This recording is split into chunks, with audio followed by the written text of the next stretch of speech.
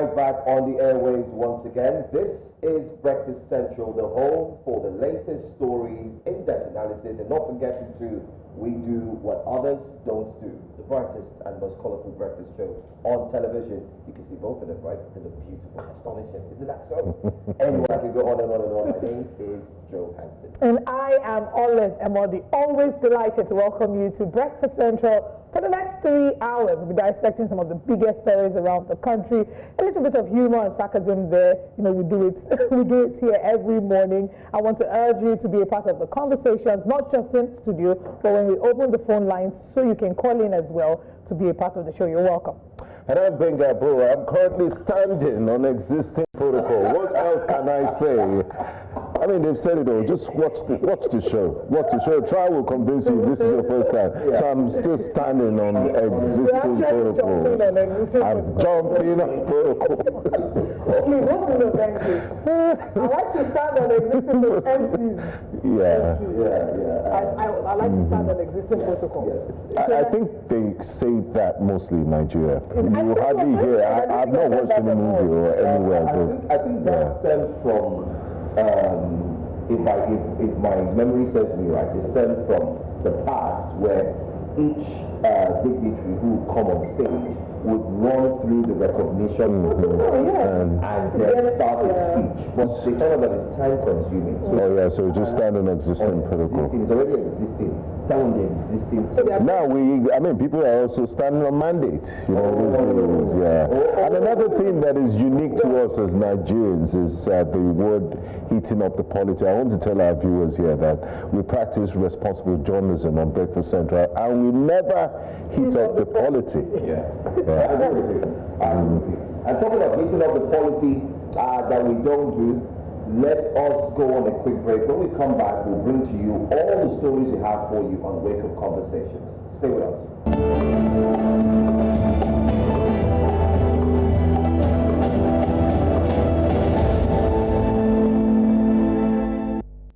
You're welcome to Flight Breakfast Central, going from Lagos to around the country and around the world.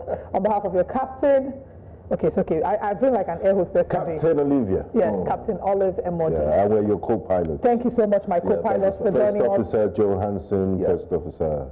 Is that what it's co-pilot? Yes. I didn't even know. And we're flying in an altitude of 3 hours. Yes, an altitude for the next 3 hours. Yeah. We're starting with a little bit of humor because the conversation that we're going to start with will trigger you. So please be aware, putting the notice out there.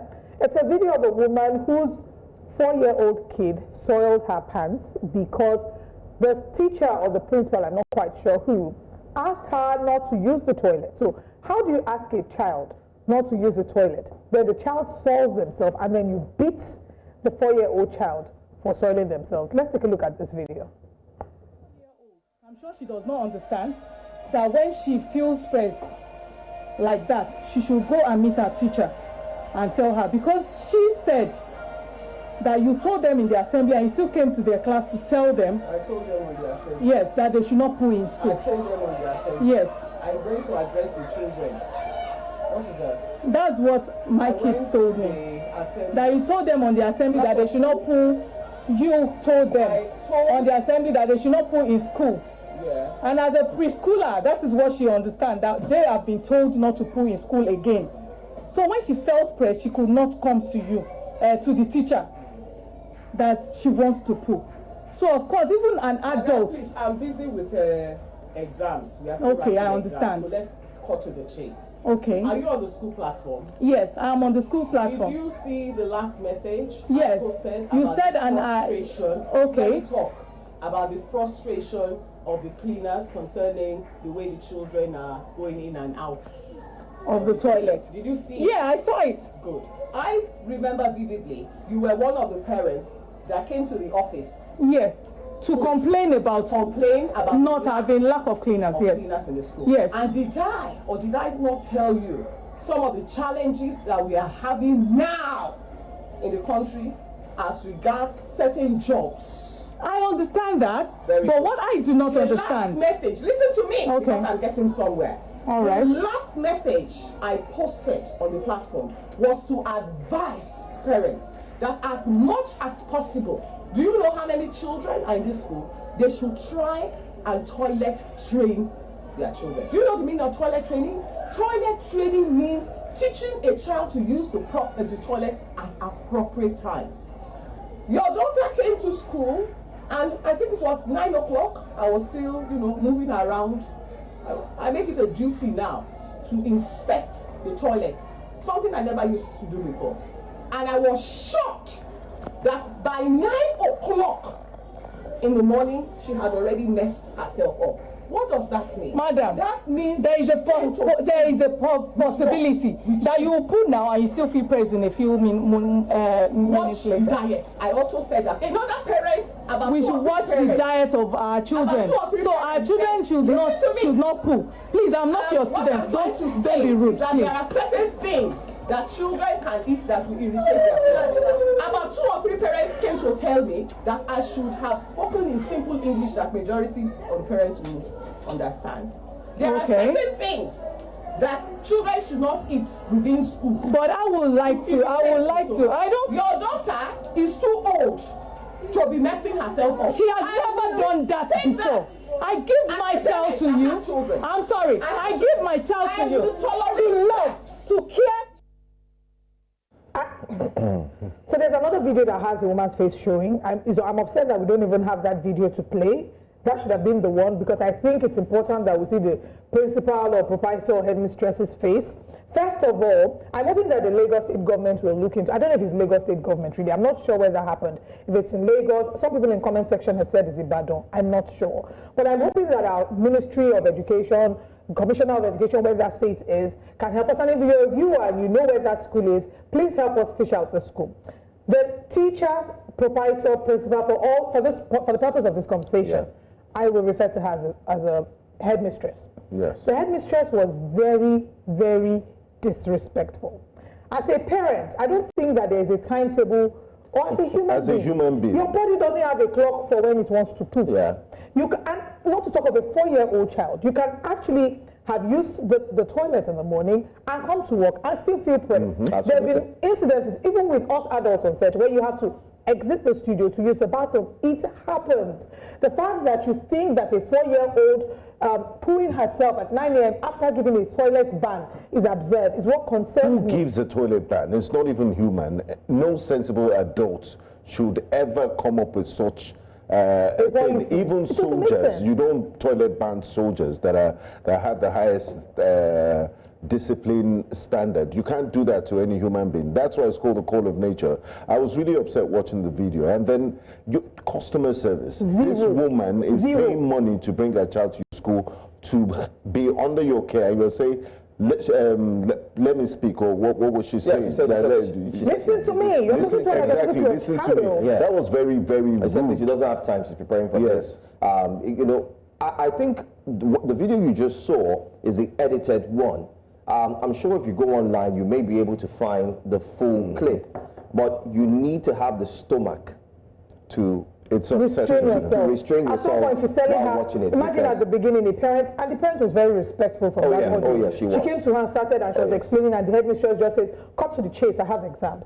How do you speak to your customer like that? And the problem again is impunity, because businesses don't realize that your customer is your lifeblood, that the customers are the lifeblood of the business.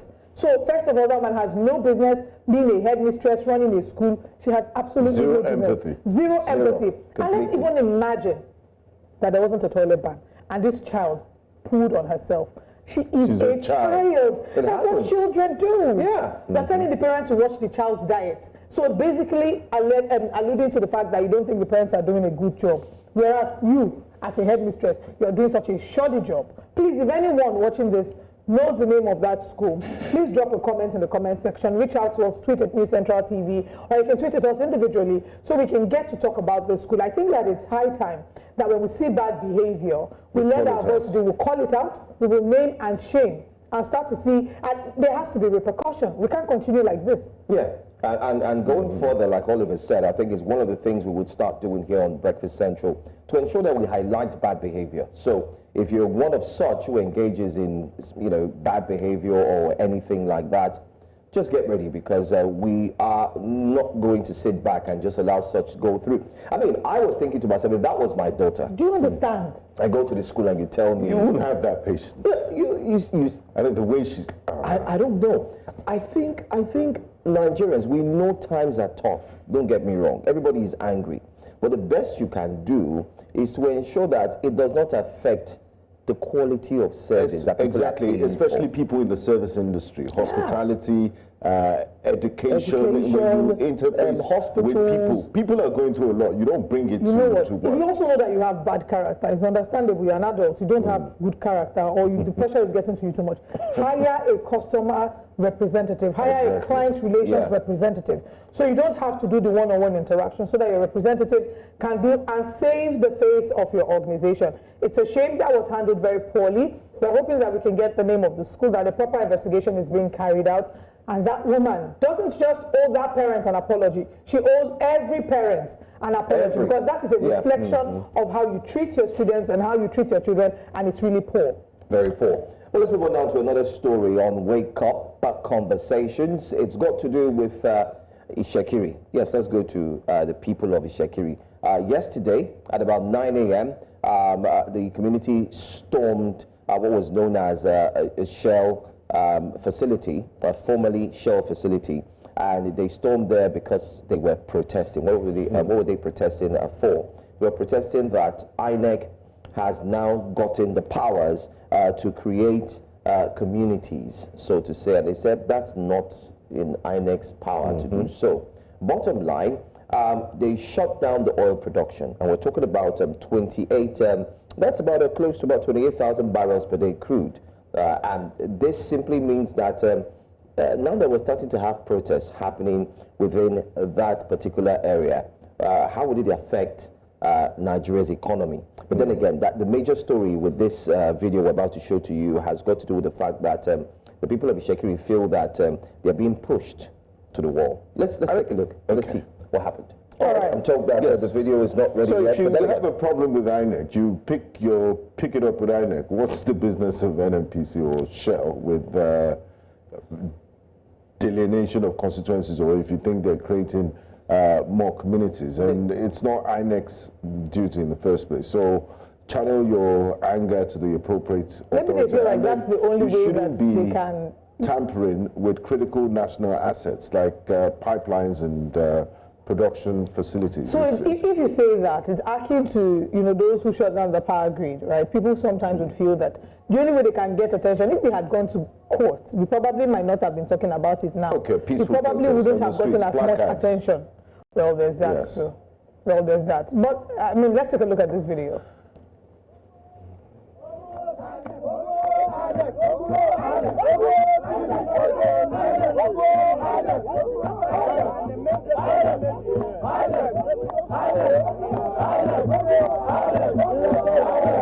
We are not comfortable with the INEC deletion results that we got recently, because actually we have 6 wards while our neighbors have 4. But the painful part of it is 2 issues here.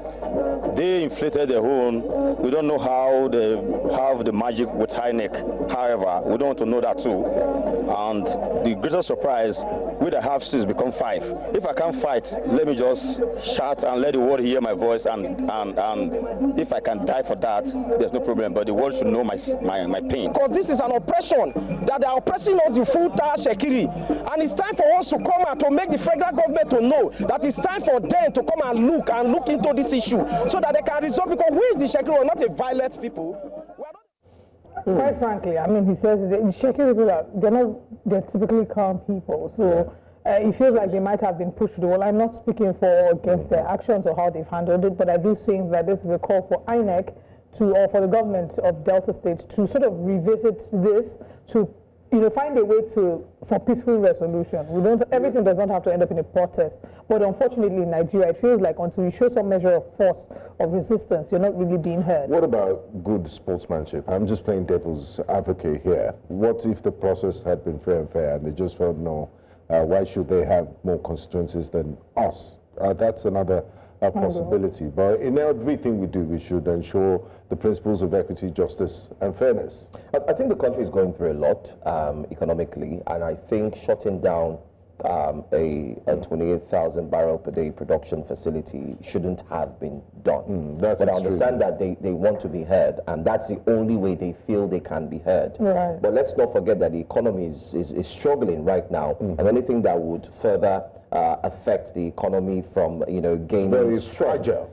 It's fragile, that's the word. Before you know it, we might be borrowing more money. So don't tamper with our common patrimony, like they say. Our final wake-up conversation. Lagos State government has decided to condemn the hike and agency fee. Lagos State government condemns rent hike and agency fee. This has been an ongoing conversation since the beginning of this year. Joe is very particularly interested Can we please scroll up? in this. Okay. And you're wondering if, like, what's going on? We had a conversation on Lagos State, I think it was a Lagos State House of Assembly that was going to pass a bill to remove the payment of, I think, agency fee or just that was more uniform. East.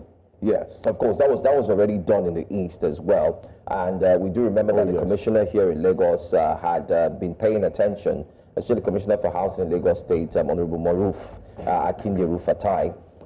They've been paying attention, they've been following closely what is happening. But the big question simply is, for me, who will stop the landlords from collecting 2 years?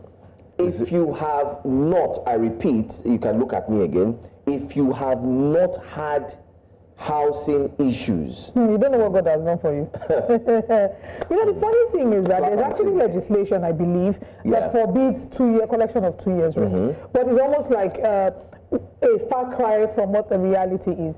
Now, even beyond the collection of 2 years rent, the collection of 1 year rent, it's exorbitant. You've not worked for the money. So the thing is, there's an argument. The landlords will argue that at the end of the day, they are also shopping from the same places where we are shopping from. But it's ridiculous.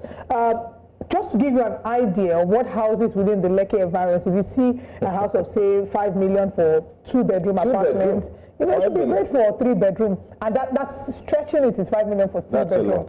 The average for the modern houses, you see the range of 10 million, and you're just thinking, where people like they see this money, literally. So I do think that it's an important conversation to have about housing, and we will be having that conversation in depth by tomorrow. So if you have questions, suggestions, contributions, please tweet at News Central TV, or you can share your experiences as well. Let's share with you our top stories this morning on Breakfast Central. Lagos State government, of course, Nenadi Usman-led committee held NEC meeting in Abuja. This is still speaking about the updates with the Labour Party. Abre's election as Labour Party chairman was illegitimate, NEC says. You can see the powerhouses at that meeting yesterday. Rivers Administrator Shams court order appoints 23 local government administrators. LASTMA set to prosecute motorists who eat, smokes, drinks while driving. The newspaper front pages will feature on today's show, and we'll open the phone line so you can call in and react to any of the stories. Stay with us.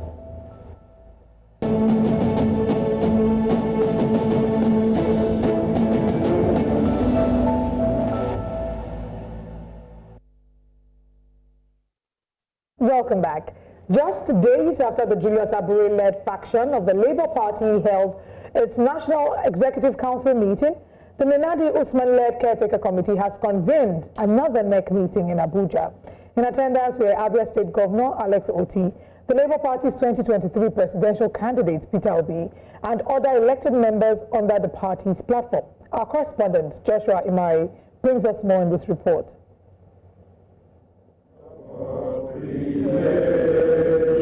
The National Executive Committee meeting of the Labour Party held in Abuja despite warnings of sanctions by the embattled national chairman Julius Abure. In attendance were elected members on the party's platform, aspirants and former candidates in various elections. The party's 2023 vice presidential candidate, Lati Baba Ahmed, reacted to the Supreme Court judgment on the leadership crisis alongside other key stakeholders. It is very pleasing to witness the fact that once in a while, our courts do give what we consider the right judgment. However, the justice system is designed to always and forever give the right judgment, not to selectively give the right judgment. They extended an olive branch to our group members following the outcome of the judgment. I therefore call on all party members, whether aggrieved by the decision of the Supreme Court or not, to set aside their grievances and ambitions and come join us to build a party that will stand with the ordinary Nigerian, and a party that would ensure that the gains of democracy are available to every Nigerian. So if you come into this kind of room and I present myself and I said I want to be your chairman, and you say you don't want me to be, there is no way I can impose myself. That's right.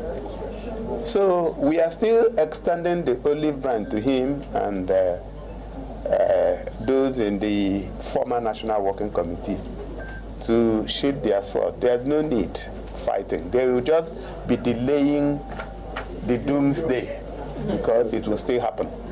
During his own address, Peter Obi, the Labour Party's presidential candidate in the 2023 elections, dismissed speculations that he is planning to leave the party. Some have speculated all sorts of things. Some have even said, oh, he has left the Labour Party. Some of us are on our way out. Some of us are on our way this. Let me assure you, we are Labour Party members. National Executive Committee, in its final resolution, passed a vote of confidence on the Nenadi Usman-led caretaker committee. Shortly after, members of the committee proceeded to the Independent National Electoral Commission headquarters to present the certified true copy of the Supreme Court judgment. In Abuja for News Central, I am Joshua Imarayi. Very interesting conversation there from Labour Party, and Mr. Peter Obi saying that there are a lot of comments here and there that he's leaving the party, he's going nowhere. I mean, you've heard it from the horse's mouth. I guess it would quiet down the speculations with regards about the potential of moving to SDP. Where did that even come from? Well, it's rumor because everybody's moving, left, right, and center. So that's why. And also those kiosks by the roadside, those newspaper, Free Vendors Association, and beer parlor. That's where all those things emanate from. Well, if you know, you know. If you know, as you an know. Investigative journalist, I'm sure you both know this. I'm not quite aware. Okay, we're still looking at the Labour Party, and we're unpacking more political development that seems to keep the Labour Party, maybe some would say shaking, some others would say revisiting the drawing board amidst the outcome of the Supreme Court judgment on the leadership crisis rocking the party that then sacked Abure, leading to Apapa's self-declaration as party chairman. Following the decision of the Supreme Court on setting aside all judgments that recognizes the leadership of Julius Abure as national chairman, I, Alhaji Bashiru Lamidi Apapa, who is the most senior deputy national chairman of our great party, and in consonance with our party constitution's Article 14(2)(a), B, hereby takes over the running of affairs of our great party with effect from today, Wednesday, the 9th day of April 2025, in acting a capacity, and Alhaji Farouk Umar Ibrahim as National Secretary. My leadership hereby call on all members of our party, the National Working Committee of our great party, as at 2022, we meet next week, inshallah, 14th of April 2025, to announce our plans, which will include zoning the position of national chairman of the party to the north and national secretary to the south. My leadership will also take proactive steps to resuscitate the moribund board of trustees and makes it more functional. The National Working Committee members listed below are hereby. Very interesting times. Well, leading figures of the Labour Party, Peter Obi and Governor Alex Otti on Wednesday marched to INEC's headquarters in Abuja, demanding the recognition of Nenadi Usman as the party's chairperson. This comes after Supreme Court ruling that has left the party even more divided. Well, joining us for this discussion, we have Chief Peter Ame.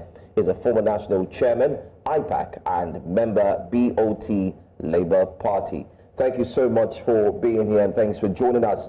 What do you make of this, would I say rigmarole, or this back and forth, or this confusion that is happening in the Labour Party, especially from yesterday? For me, there's no confusion because the facts it speaks for itself.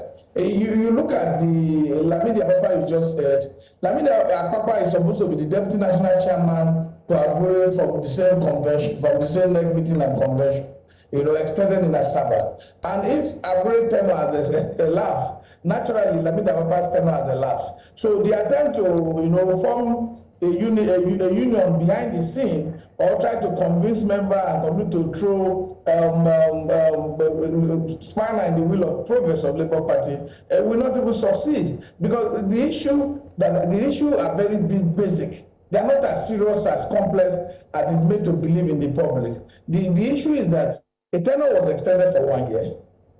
A convention was conducted by Julius Aburi at Inewi. INEC, the umpire, the body responsible to regulate political party activity in Nigeria, which is the Independent National Electoral Commission, publicly stated that Abure's tenure and that of his National Work Committee has expired. And if INEC, this is not something that was made up by either Peter Obi or His Excellency Alex Otti or any other member of the party, it was the commission that will refuse to attend the meeting convened by Abure at Inewi for the National Convention and release a report that they did not participate in it. They have no report to show to the public that the convention was successful or not successful, and then went all to court. When Abure discovered that he was not being given the legitimacy that he so seek or desire, he went to Federal High Court. The INEC joined him in that cause that Abure's tenures are elapsed because the convention conducted an Inewi. Okay, we seem to have a little bit of connectivity issue there with Chief Peter Ame. He's a former chairman, IPAC, and member BOT of the Labour Party.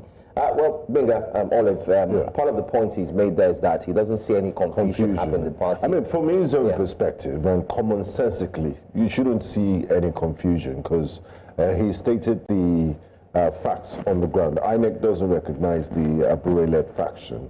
But what happens, my question to him would be, what happens when people like Abure and Apapa are disrupting? It does, not every member of the public would understand this. They will just, their thoughts would be, put your house in order. You've not even settled your differences in your small house and you're seeking for elective office. So why should Nigerians trust you? Because that's what they would see, and that's what they're seeing. Majority of people, only if you've been following the story or the case, the court cases and everything to the letter, that's when you understand that, okay, like there's no confusion here. These are the facts of the matter. And it does have a reputational damage. It does reputational damage to the Labour Party. And speaking about the reputation, that's another angle that I wanted to speak about as to what exactly this might do for the reputation, the credibility of the Labour Party. Does it impact the credibility of the Labour Party? Recall that at the time that the Labour Party gained prominence, it was a party that many saw as that breath of fresh air, because the PDP and the APC had been judged to be two sides of the same coin. They were the principalities and powers of Nigerian politics. And it felt like they needed a third force, a brand new, well, maybe not brand new because the Labour Party had been in existence, but a party with a different energy. Different option. And it came, the Labour Party, through the instrument of the leadership of His Excellency Peter Obi, brought that third force that was different, that seemed like it was going to upturn the status quo. And we did see how, yes, the Labour Party was not announced as winner of the elections, but they were able to shake up the 2023 election. So does this affect the credibility of the Labour Party? How soon can they get over this distraction? Do they consider this a major distraction, especially as they count down to critical elections? We have another election coming up shortly. I think we're joined by Chief Peter Mayer. I believe he's reconnected with us. Yes, welcome back. So we'd like you to speak to, you've laid a foundation for what exactly is going on. And you said it's not really an issue, but those on the outside watching, we're seeing every day there's a different press conference that's being held by a leader of a different faction, the different factional leaders. Do you consider this a distraction, and how well do you think the Labour Party will recover before we get into critical election season? We have the Anambra election, for example, coming up in November. Is this a major distraction for the Labour Party? I think my network is mediocre, but I heard you right, because what are the preparations before the election arrive? Let me say it clearly, that the party is united. When you have a vacuum such as what happened, you look at the constitution properly, you see that there are statutory members to the National Convention, which can sign, combining the signatures together, like the senators, the House of Representatives, the executive governor of Abia and his deputy, his commissioners, all this is a statutory delegate to the National Convention of our party.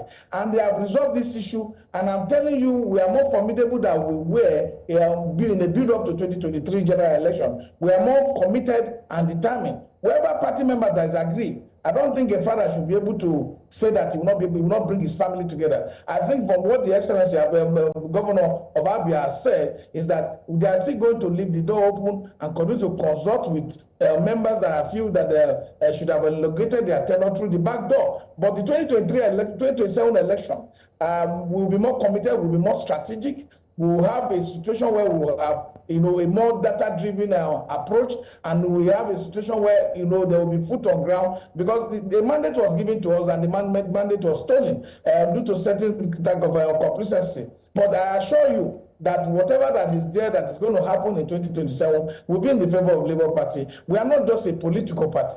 We're a political party with several special components. When you have the trade union, being with us, the unionists, and then working along that side, you have the very youthful population of this country who believes in the principles and ideas that is canvassed by our principal, His Excellency Peter Obi. And you look at the issue of trying to solve the problem. The 2027 election is going to be between the poverty that has been created, the multi-dimensional poverty that even the middle class is almost wiped out. That is going to be the situation where the cost of transportation skyrocketed above 200%. It's not just going to be against Labour Party. The fact is that the indices in the public today does not favor the ruling government, and they have not performed close to expectation. So we are putting this house together. You come to the hall. The numbers of persons who came, went beyond the capacity of the hall to accommodate them, because people were so enthusiastic on how to work so hard, tirelessly, and collectively to be able to see that whatever situations that is bedeviling the growth of Labour Party is resolved, giving the committed strength that is required to make sure that Labour Party no longer continue to go through this crisis. Whatever crisis they are seeing, they are just they'll figure out within a time. All that needs to be done is that INEC was the one that made the statement that Abure tenure has elapsed. INEC is one that can be found on hold, that Abure is no longer the national chairman of Labour Party. Justice Mwite's judgment in November or so, gave Abure authority to act as national chairman. That judgment has been set aside by Superior Court of Records. And for us to respect our legal system and give, we can't just continue to interpret law in order to be able to mislead the public and then make our own interest, put our own interest above public good.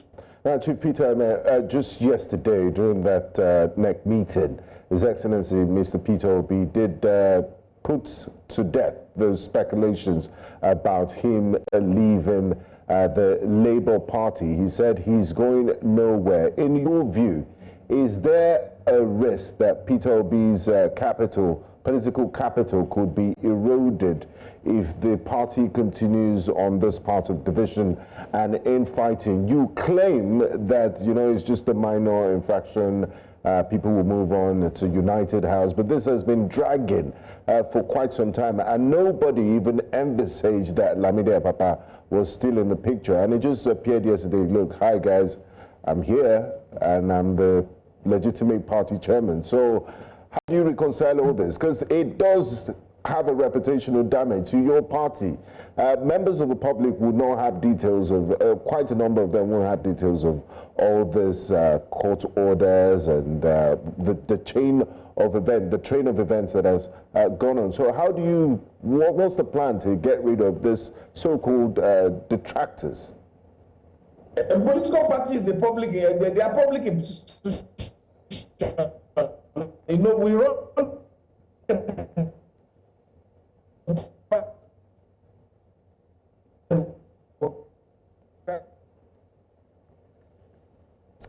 Okay. Unfortunately, we seem to have a network connectivity issues again. But I think I got that question. I mean, all of a sudden, one whom many thought was not over with that chapter in the picture. Yeah, all of a sudden showed up. You know, it's quite fantastic to note that all the opposition parties, political parties in Nigeria, are starting to wake up with a different story that they have to deal with. The PDP is facing its own, and like we had a member of the PDP who came here and spoke, there might be more challenges for the PDP just ahead of the 2027 elections. And now you have the Labour Party. Don't forget that the NMPP too, they also have their own issues. Benga, you recall? Yes, Olive. I mean, when you were in law school and you were practicing law, you didn't, I'm sure when you had those mock sessions, it wasn't about electoral issues or this. I can just imagine how much inundated our courts are with electoral and party issues. These are, I mean, they're civil organizations. People should learn, and with constitutions. So that are clearly laid down. There's a party constitution, there's a constitution governing the affairs of the entire country. So why can't adults just respect this document? The good news at least is that my learned colleagues will be eating good. It's true. So there's more money moving around for them. So I love this for them. But then, I mean, like you said, what does this mean for the Labour Party? He says there's no issue within the Labour Party. The Labour Party, even the Labour Party faithfuls agree that within themselves, the House has been divided. Does this mean that moving forward, you know, that things are going to get different? Also seeing Kenneth Okonkwo at the NEC meeting was quite an interesting one. It's garnered a lot of reactions. People were asking, how is Kenneth Okonkwo back? Because he left. However, the explanation that they would say is he said he would not be a member of the Labour Party under the Julius Abure-led administration. Now, Julius Abure is out, he can be back. I mean, Julius Abure won't agree with you that he's out. It's subject to interpretation. Subject to judicial interpretation. Absolutely. Okay. That's what he said. All right, that's that for that. Let us know what your thoughts are on this story and what the next steps will be for the Labour Party. Are you enthusiastic that they're regaining their reputation as that third force in preparation for the next election? Our next story is one that always gets eyes rolling across Nigeria and beyond. The River State's sole administrator, Vice Admiral Ibok-Ete Ibas, retired, has made appointments for 23 chairmen for the 23 local government areas, despite an order from the Federal High Court allegedly restraining him from doing so. This also comes in a former governor at the George calls out the FCT minister, accusing him of masterminding Rivers crisis in the president's absence.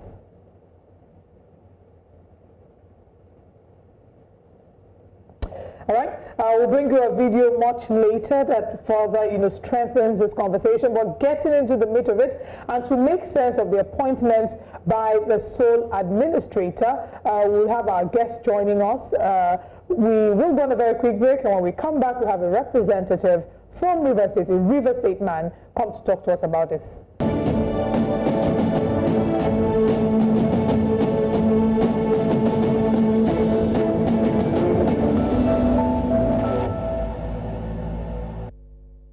Citizens of River State, it is with humility and a sense of responsibility that I address you today, following my appointment as Administrator of River State by His Excellency President Bola Ahmed Tinubu, GCFR, Commander-in-Chief of the Armed Forces of the Federal Republic of Nigeria. For decades, I have dedicated my life to the service of our great nation. First, as a member of our armed forces, where I had the honor and privilege of serving as the 20th Indigenous Chief of the Naval Staff, and more recently, as Nigeria's High Commissioner to the Republic of Ghana. After what I believed to be my final retirement from public service, duty has once again called. I have answered not for personal ambition, but out of an abiding commitment to the peace, stability, and prosperity of Nigeria as a whole, and more specifically, Rivers State. My appointment comes at a difficult and consequential moment in history. The political impasse of nearly 2 years in Rivers State has paralyzed governance, desecrated democratic institutions, threatened security, and undermined the economic and social fabric of the state. It has deepened divisions among the people and cast a shadow of uncertainty over the future. These are realities we cannot was the Rivers Sole administrator now to look at the appointments of the local government administrators despite the court injunction. We're joined this morning by Mr. Samuel Wanosike. He's the chairman of Ikwere Local Government Area and Commissioner for Environment. We'll be joined as well by the Commissioner for Environment, Tambari Sidney Bara. Good morning, gentlemen.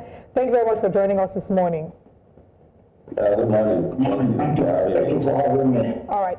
We'll start with Mr. Wanosike and talk about your first reactions to the appointments that have been made by the sole administrator. Some have asked if it was done in good faith, if it was necessary, and there are others who have also criticized the fact that there was a court injunction refraining this from happening. But let's get your reactions first with Mr. Wanosike, and then we'll go to the Honorable Commissioner. Okay, thank you very much for allowing me to be part of your show this morning to educate Nigerians on the current happenings in our state, Rivers State. First of all, looking at the headline to this program, I think you're not properly informed. It will be right you put the proper perspective, because as we speak, there is no federal high court injunction barring the sole administrator from appointing sole administrators at the local government level. That information is wrong, and I challenge anybody to say the contrary. What happened was that some interested Rivers people like Nigerians went to court, maybe speculation, maybe they had a whispers of what the sole administrator was intending to do to bring peace and tranquility to Rivers State and to return governance in Rivers State, because like you know, Supreme Court in the ruling said from October 29th, there have no been government in Rivers State due to the crisis that occurred at the legislative arm of the government. And of course, you know, the Democratic Party is a constitutional democracy, and they have to do with the three arms of government. So, once one arm is being destroyed and barred from working, then it shows automatically that there is no government. This is a very sad matter because Supreme Court has said so. So I want to appeal to you or your producer to please correct the narrative that the sole administrator of Rivers State did not, despite any order, to appoint sole administrators. And to answer your question properly, I don't think the sole administrator has committed any breach. Because, like you know, Rivers State is made up of 20 local government areas, and him alone cannot sit in government house to attend to the affairs of the 334 wards in Rivers State and 20 local government areas in Rivers State. For instance, since his assumption, it has been difficult to attend to the environmental conditions of our state. Our state has been littered with refuse. A lot of issues have been calling for attention, and I think it should be in good faith for the sole administrator to seek for hands by his own choice to look at those who can be able to assist him achieve this peace. Like you know, Mr. President, after proclamation, had to write to the National Assembly to get the two-thirds majority agreement and assent for the emergency rule to go ahead so that the crisis that was supposed to rock the states would be averted. And we as a people want to commend President Bola Ahmed Tinubu for stepping in promptly. You know, a lot of people wouldn't have known what would have happened in River State if President Bola Ahmed Tinubu has not stepped in for the uprising, because this is the third time he's stepping in into this reverse crisis. Remember, he had the first time stepped in when Mr. Governor complained to him. He had the one-on-one with Mr. Governor and the Minister for FCT. And after that time, he had another time he intervened. That was in December 2023. When I had the opportunity of being part of the delegation because I was serving local government chairman that was forcefully sacked from office. And Mr. President called over for us in the villa. And Mr. President said it clearly before the former governor of River State, that this is the second time he's intervening in this matter. And that he's shocked that all the advances he gave to Mr. Governor was not adhered to. And that he's giving the governor the last chance to go back and make peace with his people. And that he is also advising the governor that it can never be possible for Mr. Governor to operate a legislature managed by just 4 persons, a speaker and 3 others. And it should never happen in this democracy. In fact, it's an embarrassment to democracy. And that he's pleading with him not to allow him with the big stick. In that meeting, Mr. President took his time to allow the former governor to read out the 8-point agenda, which among all those 8 points had the principal position of withdrawing the impeachment notice that was already read 17 days on the governor that was served on the governor, and asked all of us to go back home and make peace, and that the governor should reconcile with all the parties he has offended, and we should go back like a family. All right. And as far as we are concerned, we came out from that meeting happy and like a warm body, but we were shocked when we flew back to Port Harcourt. We had people mount rostrum in front of government house gates, men who were non-state actors for the very first time in the democracy of River State. We barricaded the entrance of government house with podium. One former Odiabo illegally elected local government chairman, and his school was sponsored by the then Chief of Staff, Ellis Mehi, mounted the rostrum and called Mr. President up with all unpredictable names and asked him if he was from River State. He didn't even stop at that. Mr. Governor sponsored some elders of River State to go to court against Mr. President, challenging the legality of the 8-point agenda.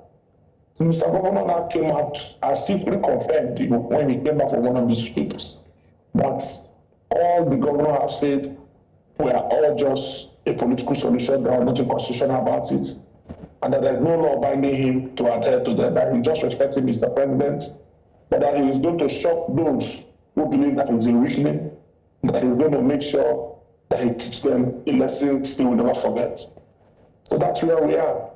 So as we are concerned, we thank Mr. President for intervening the third time, because like you know, an impeachment has been served to the governor, which has begun, and we believe that nobody follows the laws of Nigeria. All right, as quickly as you can, do you have evidence, Mr. Wanosike, do you have evidence that, Mr. Wanosike, can you hear us? Do you have evidence that the governor was the one who sponsored them? Can you back up that claim as quickly as you can before I move on to Mr. Honorable Dara?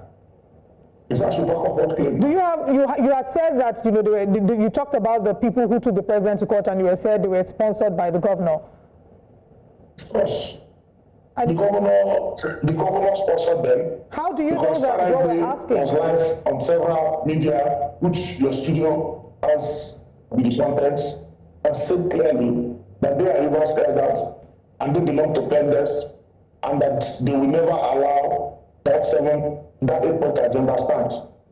And Mr. Senator has never denied that he would not sponsor.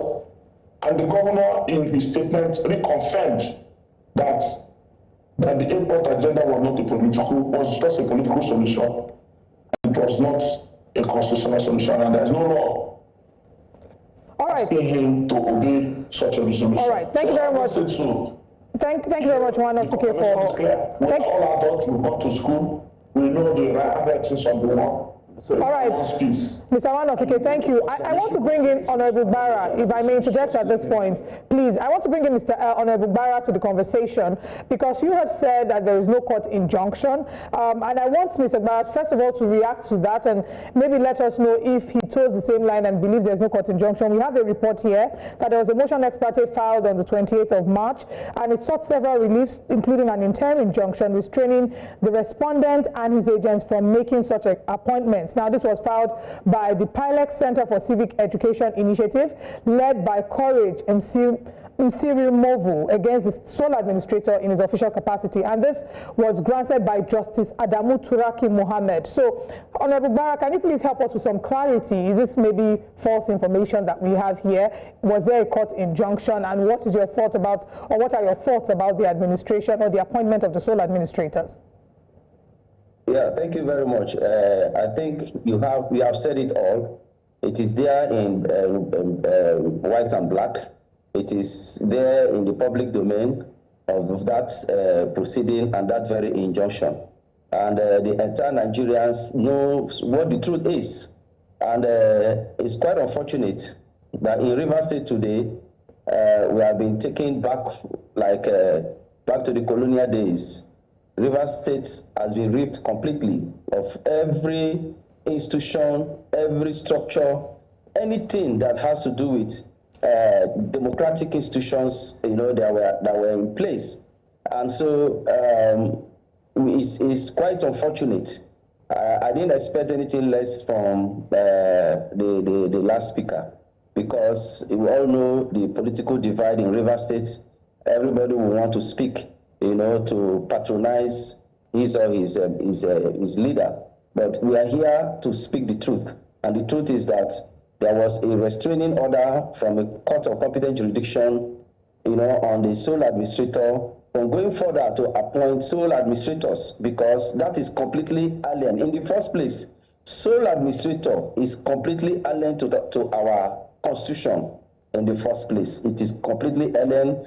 It has no place, there is nowhere in the Constitution of the Federal Republic of Nigeria, 1999, as amended, that we see where a sole administrator should go and take over a democratically elected government that is in place. On politics itself is a game of that there is no way there will be disagreement. In politics, we say we disagree to agree. It is a common thing in politics, and what was going on in Rivers State wasn't an exceptional case. It has happened in some other states. We've seen where the legislative and the executive had always had issues. But the one of Rivers State is very, very peculiar and very, very special, that we see measures that, were necessary being put in place that has completely truncated democracy as it is in Rivers State. First and foremost, the proclamation or the declaration by the president of the state of emergency in Rivers State came as a root shock to every one of us in Rivers State, not only in Rivers State, across the entire Nigeria, because we know circumstances and situations that should warrant that in the first place. We have seen, very serious and human life-threatening security situations that has happened in some other parts of the country. We have seen where President Jonathan, how he handled what we call a typical state of emergency. The state of emergency occurs in a state where the federal comes to assist the states in solving what that particular problem is. It does not mean that the democratically elected institution has to be dismantled. But be that as it is, Mr. President has taken his decision, has taken his stance. We are not going to question him because he's our leader. But the truth of the matter is, if the sole administrator's intention to Rivers State, as we were told, is to come and bring the peace, maybe bring the warring factions, see how we can find a solution to the political situation in the state as it is today. What we expected was, upon resumption of office, you try to interface with these parties. Maybe meet with the governor, discuss with him, hear his own side of the story, meet with the legislature, the assembly, hear from them, hear their own side of the story, meet with the other faction of the assembly too, that is with the governor, hear their own side of the story, and see how you can mediate and bring these people together. And every Rivers man and woman expected that this was the mission of the sole administrator. But we were equally surprised and amazed to see him dismantling every democratically elected and appointed institutions in the state. All the appointments, all the boards, all the parastatals, MDGs, everybody, all the appointment, everybody, were all dismissed by the sole administrator, thereby paralyzing activities of governance in Rivers State. And this took almost 2 weeks when he now came back to, give us more shocker by pronouncing sole administrators, and funny enough, has equally gone ahead to pronounce the appointment of a RISEC when there's a substantive RISEC that has a tenure of 4 years, before anything or anybody can tamper with them. That has been set aside, and a new RISEC has been appointed. The Local Government Service Commission has been appointed. Most of these institutions are people, commissions are people that has to go through screening by the assembly before they can function in a typical democratic, setting. But what we are seeing is completely different and not what Rivers people bargained for. My dear brother, who was making his narrative about the presidential proclamation on that brought about, that's channeled to bring about peace in the first instance when this whole issue started, made his narrative and did not include one of the clauses, which was every party should go and withdraw their cases. Every form of litigation, both from that of the governor's side and that of the assembly, should all be withdrawn. I would have loved to ask him, if this particular case that the Supreme Court gave judgment on was not one of the cases that was instituted during that period, and why was it not withdrawn? It was when the governor discovered that having withdrawn all the cases, all the litigations that came from his end, and equally directed the lawyers not to go and show defense. Okay, we seem to have lost connection with the Honorable. The ones they instituted, and on with these are cases. That is the reason why the governor never had faith in the arrangement anymore and decided to pull out. Because in all honesty, if people have come together in the presence of Mr. President and have agreed on the thing, and the governor has done his own part, he has brought back all the commissioners that resigned, he has done everything and was ready to go and represent the budget, only to discover that something sinister was going on. It is normal. It's ordinary for every human being to sit back and ask, what is going on? Are we still on the same page or not? And discovering that, yes, he is not in the same page, he has been ambushed. He had to retrieve. And it's normal for everybody. Fast forward to the present situation that we have in Rivers State today. I can tell you for free that the entire Nigeria, not just Rivers people, because you see, when an antecedent is set like this, and everybody keep mute, it becomes a standard. The entire Nigerians have spoken against this. Everybody has aired their views on what their take is in the present situation in Rivers State. Mr. President will see him as a Democrat, and we believe that he is a father and that he has stepped in because he probably might have been privy to, informations, intelligence that we are not privy to. Okay.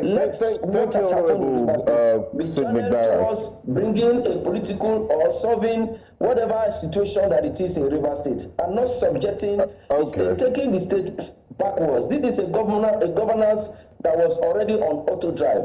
Within a short period of the stay of the governor. Thank you very much, Honorable Barra. I would like Mr. Wanosike to respond to some of those points you made. You said, Dr. Wanosike, Honorable Barra here said, the sole administrator is doing more than what he was appointed to do. His primary mandate was to ensure peace returns to Rivers State, that is dismantling all democratic structures. He has terminated all appointments, and he's also terminated those of RCEC officials. How do you respond to all of this?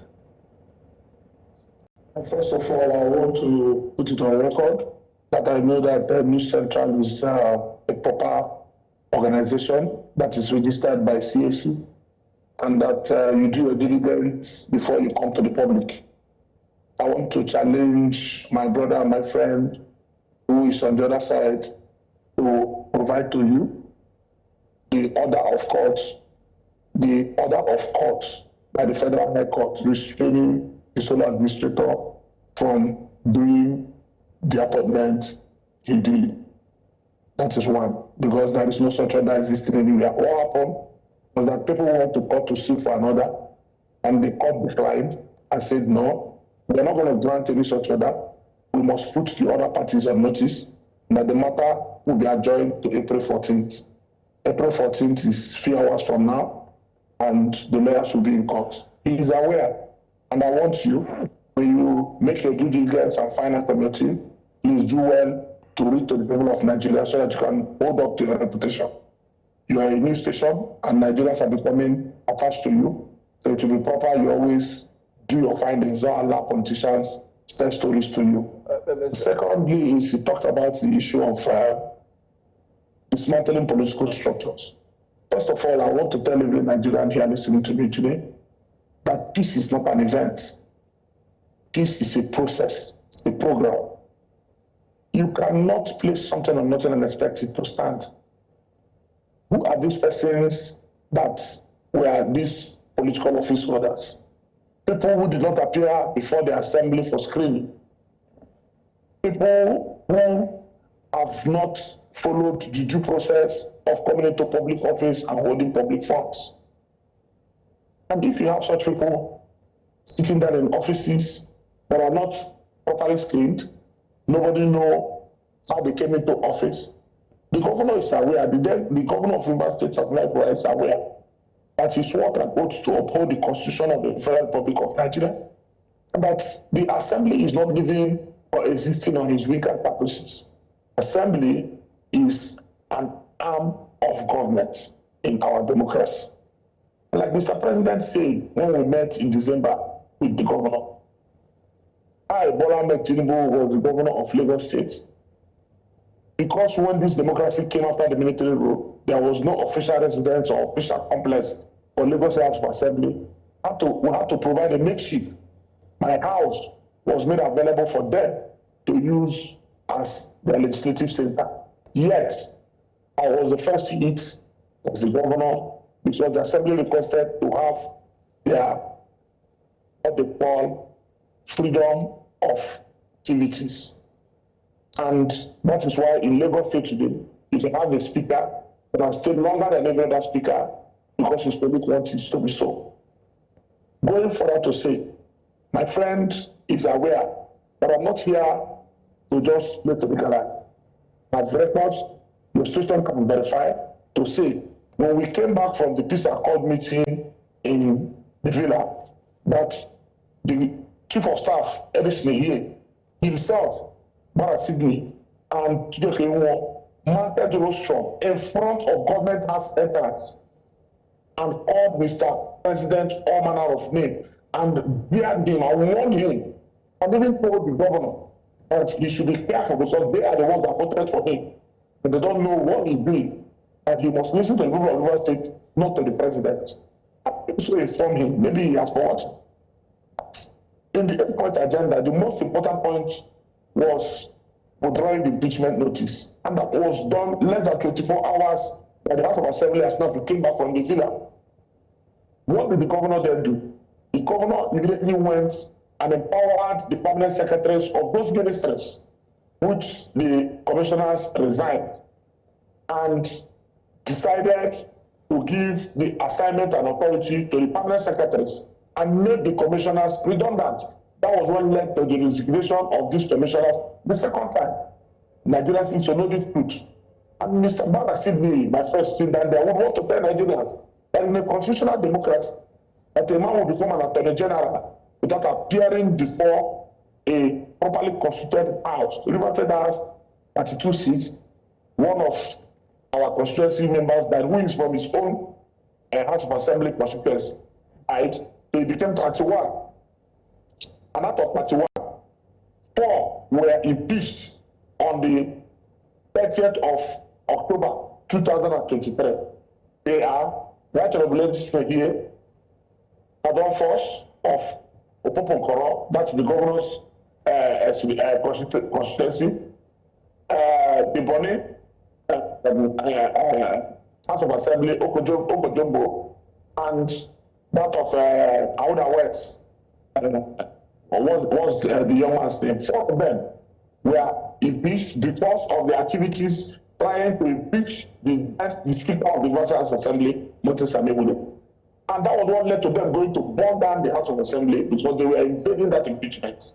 The governor didn't hide it. The governor led a protest to stop the assembly, who decided to use a makeshift hall in the complex, having seen that the chambers had been set ablaze because they had the quorum, they had the mace, they had the clerk, they had to continue the legislative business. What happened? The governor made a march to try to stop them, but the commissioner of police then tried to barricade him, gave an opportunity for the assembly members to leave the premises to avoid bloodshed. And this same governor is always being touted as being peaceful. Meanwhile, the entire crisis and criminality happening in the River State is being coordinated and sponsored by himself. Well, these are Edison Ehie, the deputy for staff, who believes that they are from a just stop, and that because they're from a just stop, they control the oil facilities in River State, that if nobody listens to them, they will blow all the oil pipes. Mr. Wanisike, these are strong allegations. Mr. Wanisike, sorry to butt in, but these are strong allegations being made on this platform. And there are no allegations. There are things that are there's no proof, and the governor is not here to defend himself. He said before competent court of jurisdiction, and even the Supreme Court in his judgment. Go and read the certified copy of the Supreme Court. The Supreme Court agreed with our lawyers that the and the chief of staff is here. Won't stand the House of Assembly. But the chief of staff has come out to deny that. I hope you also saw that he's come out to deny that and said he was offered 5 billion naira. Excuse me, sir. The chief of staff did not deny anything. The chief of staff was just on television and channels.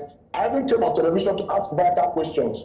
On one bet, the chief of staff said he did not have access to go into the assembly, only the speaker.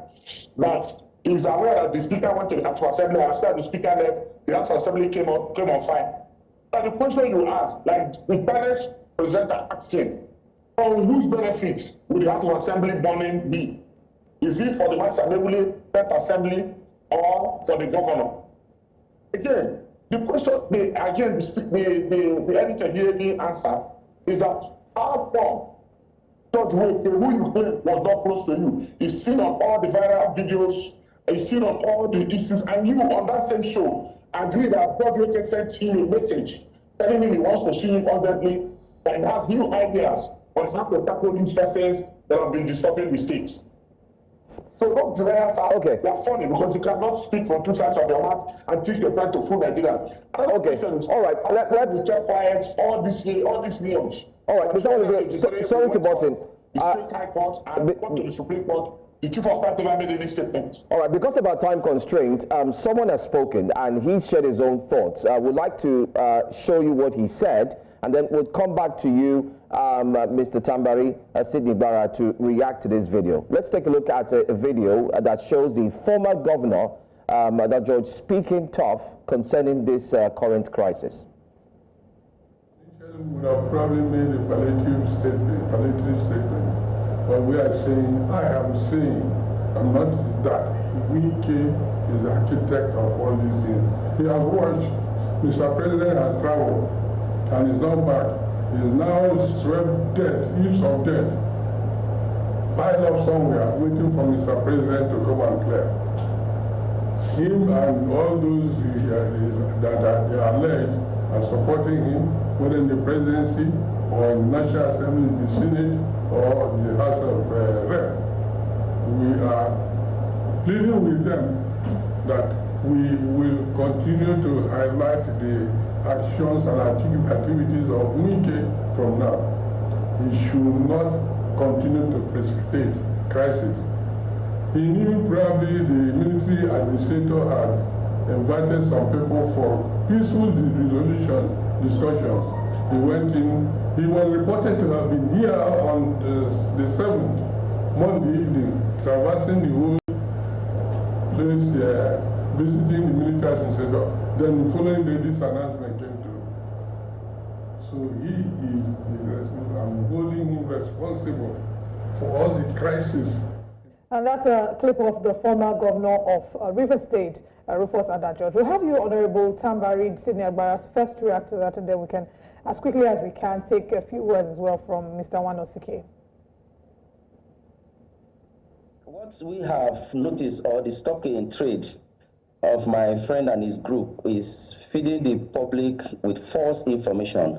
So much so that they gave the president impression as if the River State House of Assembly that was demolished was done based on an vendetta against the assembly. But we all know that any building that has had incident of fire will definitely have a technical default. And it was on this premise that the governor decided to demolish that part, that section of the assembly where the fire gutted, and so that it can be rebuilt.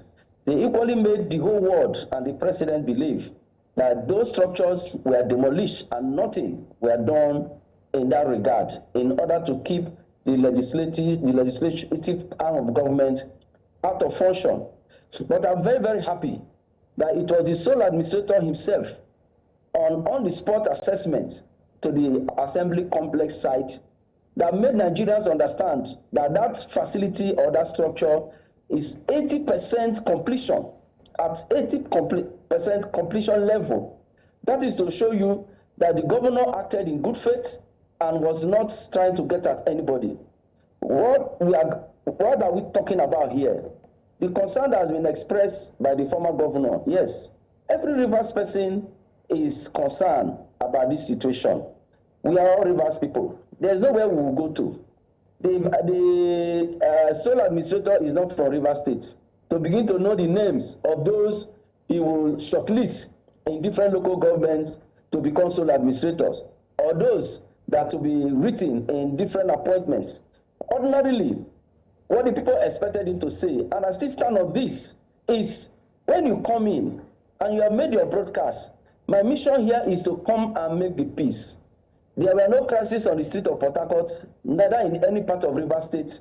The story of blowing off pipelines, everybody saw it. Some of the television stations went to that Trans-Niger Delta line where was purportedly alleged to have been blown up, and they saw that there was no damage, nothing was done there. It was all, fabricated stories on social media.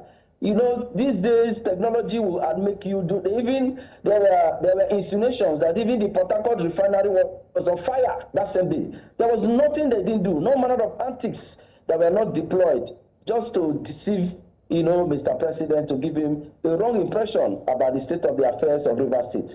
What we expected the sole administrator to do, like I said earlier, is suddenly meet with these factions. If he has done that, Rivers people will be happy. We'll be waiting patiently to see what the outcome is. But it has not been done, and you begin to see the democratic structures that were around in the state that were moving on well. This is a state government that has run from within the time of inception up to today. Has commissioned 57 projects without borrowing any money. And as of today, when the governor left in the treasury, we have 264 billion naira in the state treasury. And you just come and then put everything at a pause, and then you expect the people were already enjoying the governance. And that is the concern of the people. Let the governance, what the democratic structure what we had on ground, let it continue so that the people will continue to reap the dividends of democracy. Within the period the sole administrator came, and today, Rivers people have been surcharged of that common right of theirs of benefiting from the dividends of democracy. That is the concern of everybody. Nobody is trying to, withhold anybody or try to do whatever. But the idea is, just as every other states are moving on, let Rivers State equally move on. Let the citizens enjoy the dividends of democracy, which is what they voted for. What their right is. And so therefore, we want to use this medium to call on Mr. President to please listen to the the plea of Nigerians and that of Rivers people. All right, Honorable Sidney Barra, thank you so much for sharing your thoughts. Mr. Nwanosike, we have 30 seconds to wrap up this interview. Let's get your thoughts as well. Your final thoughts on this subject 30 seconds, please. Unfair for you to give me 30 seconds. Sir, it's very unfair. You did have a long speaking It's bandwidth. very unfair for you to say you're giving me 30 seconds. But I agree with you because it's your platform. But let it be on record to Nigerians and let me say it clearly. That these same threats by this former governor, Rufus George, and his cohorts is what brought us to this place. This same Rufus George, who has stopped having security reports since he left Rivers State government, is now back to threats and telling stories that never existed. Let me put on record that the Minister of FCT visited Port Harcourt, one of those that received him at the airport. He didn't even stop at his house. He went straight to Senator Barry Biggie's place, who was doing a housewarming after he came back from his medical trip abroad. And from there, Mr. Former Governor Omoyele Sowore proceeded back to the airport and flew out of this country. And it's a shame to see our leaders lie to the public because it's what they have fed them. This lie is what has brought us to where we are. And let me also say clearly, I don't say things that you cannot investigate. For us, Mr. President is even doing the governor too much good. This is the first time he's doing him a good. We would have allowed Mr. President to pleaded Mr. President to allow the democratic processes go through. Let the impeachments that have been served on the governor let the judiciary do their process, and let's see if the governor has the capacity to stop the assembly from implementing the constitution of the Federal Republic of Nigeria. Listening to Sidney Barra, there is no atom of regrets in their action, spending Rivers funds for a whole 2024 from January to December 1st without an appropriation, telling us that democracy is only as they decided to be, that is not by rule of law, telling us that justice has no place in Rivers State, that we should keep quiet and allow Sidney Barra, who declared a commissioner without bringing proper screening. All right, we have to interject at this point now. Without any proper Mr. Nwanosike, unfortunately, we'll have to interject at this point. Thank you very much, gentlemen, for joining us. We hope to extend a further invitation for you both to join us. And we're counting down to the 14th of April to get final feedback on the substantive matter you've referred to, Mr. Nwanosike. Thank you very much, Mr. Samuel Nwanosike, and as well as Honorable Tambari Sidney Barra. Do have a wonderful day. Thank you. Thank you. Thank you. All right, we'll go on a very quick break. We have our next conversation. Thank you very much for staying tuned. Remember to engage with us on all social media platforms at News Central TV.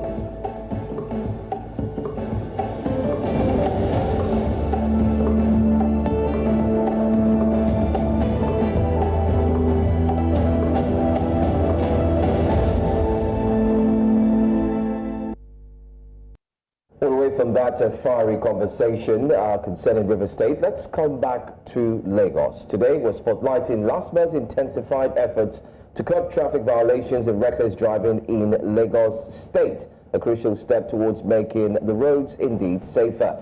Indeed, LASTMA has rolled out some significant measures to tackle the chaos often caused by traffic on the roads. And as such, we will dive into finding out what they are putting in place to achieve this. Well, joining us this morning for the discussion, we have Mr. Adebayo Taufik, is the Director, Public Affairs and Enlightenment Department of LASTMA. Thank you so much for being here, sir. Good morning, Mr. Taufik, and thanks for joining us. Morning. So, we hear that there's a new measure in place. I wouldn't want to call it new because it has a similarity with what we know before and we've heard before. But do you want to shed more light on what LASTMA is prepared to do? As for LASTMA is statutorily established to manage and control traffic on the road. With this new, the government of Lagos State is going by technological development in monitoring and enforcing traffic has been done all over the world.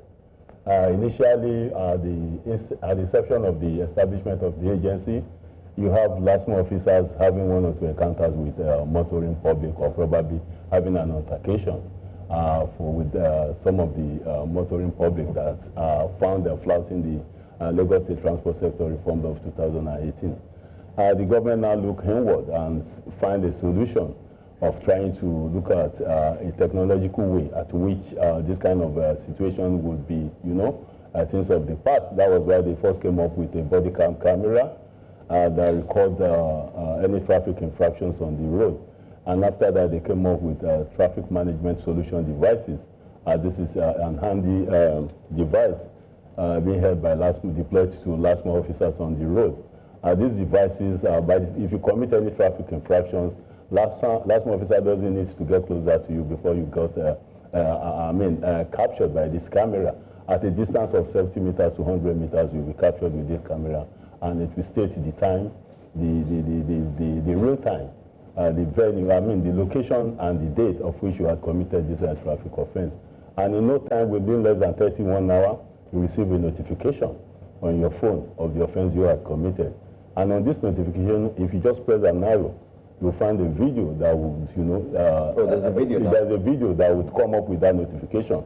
Once you press the arrow at the center of the video, it will depict the offense you had committed. You will see your vehicle, the registration number, the time, areas at which you had committed this offense.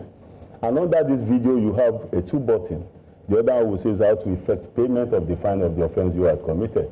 The other one will give you a kind of a challenge button, because government felt, in as much as we are human beings, there are bound to be an error in one way or the other.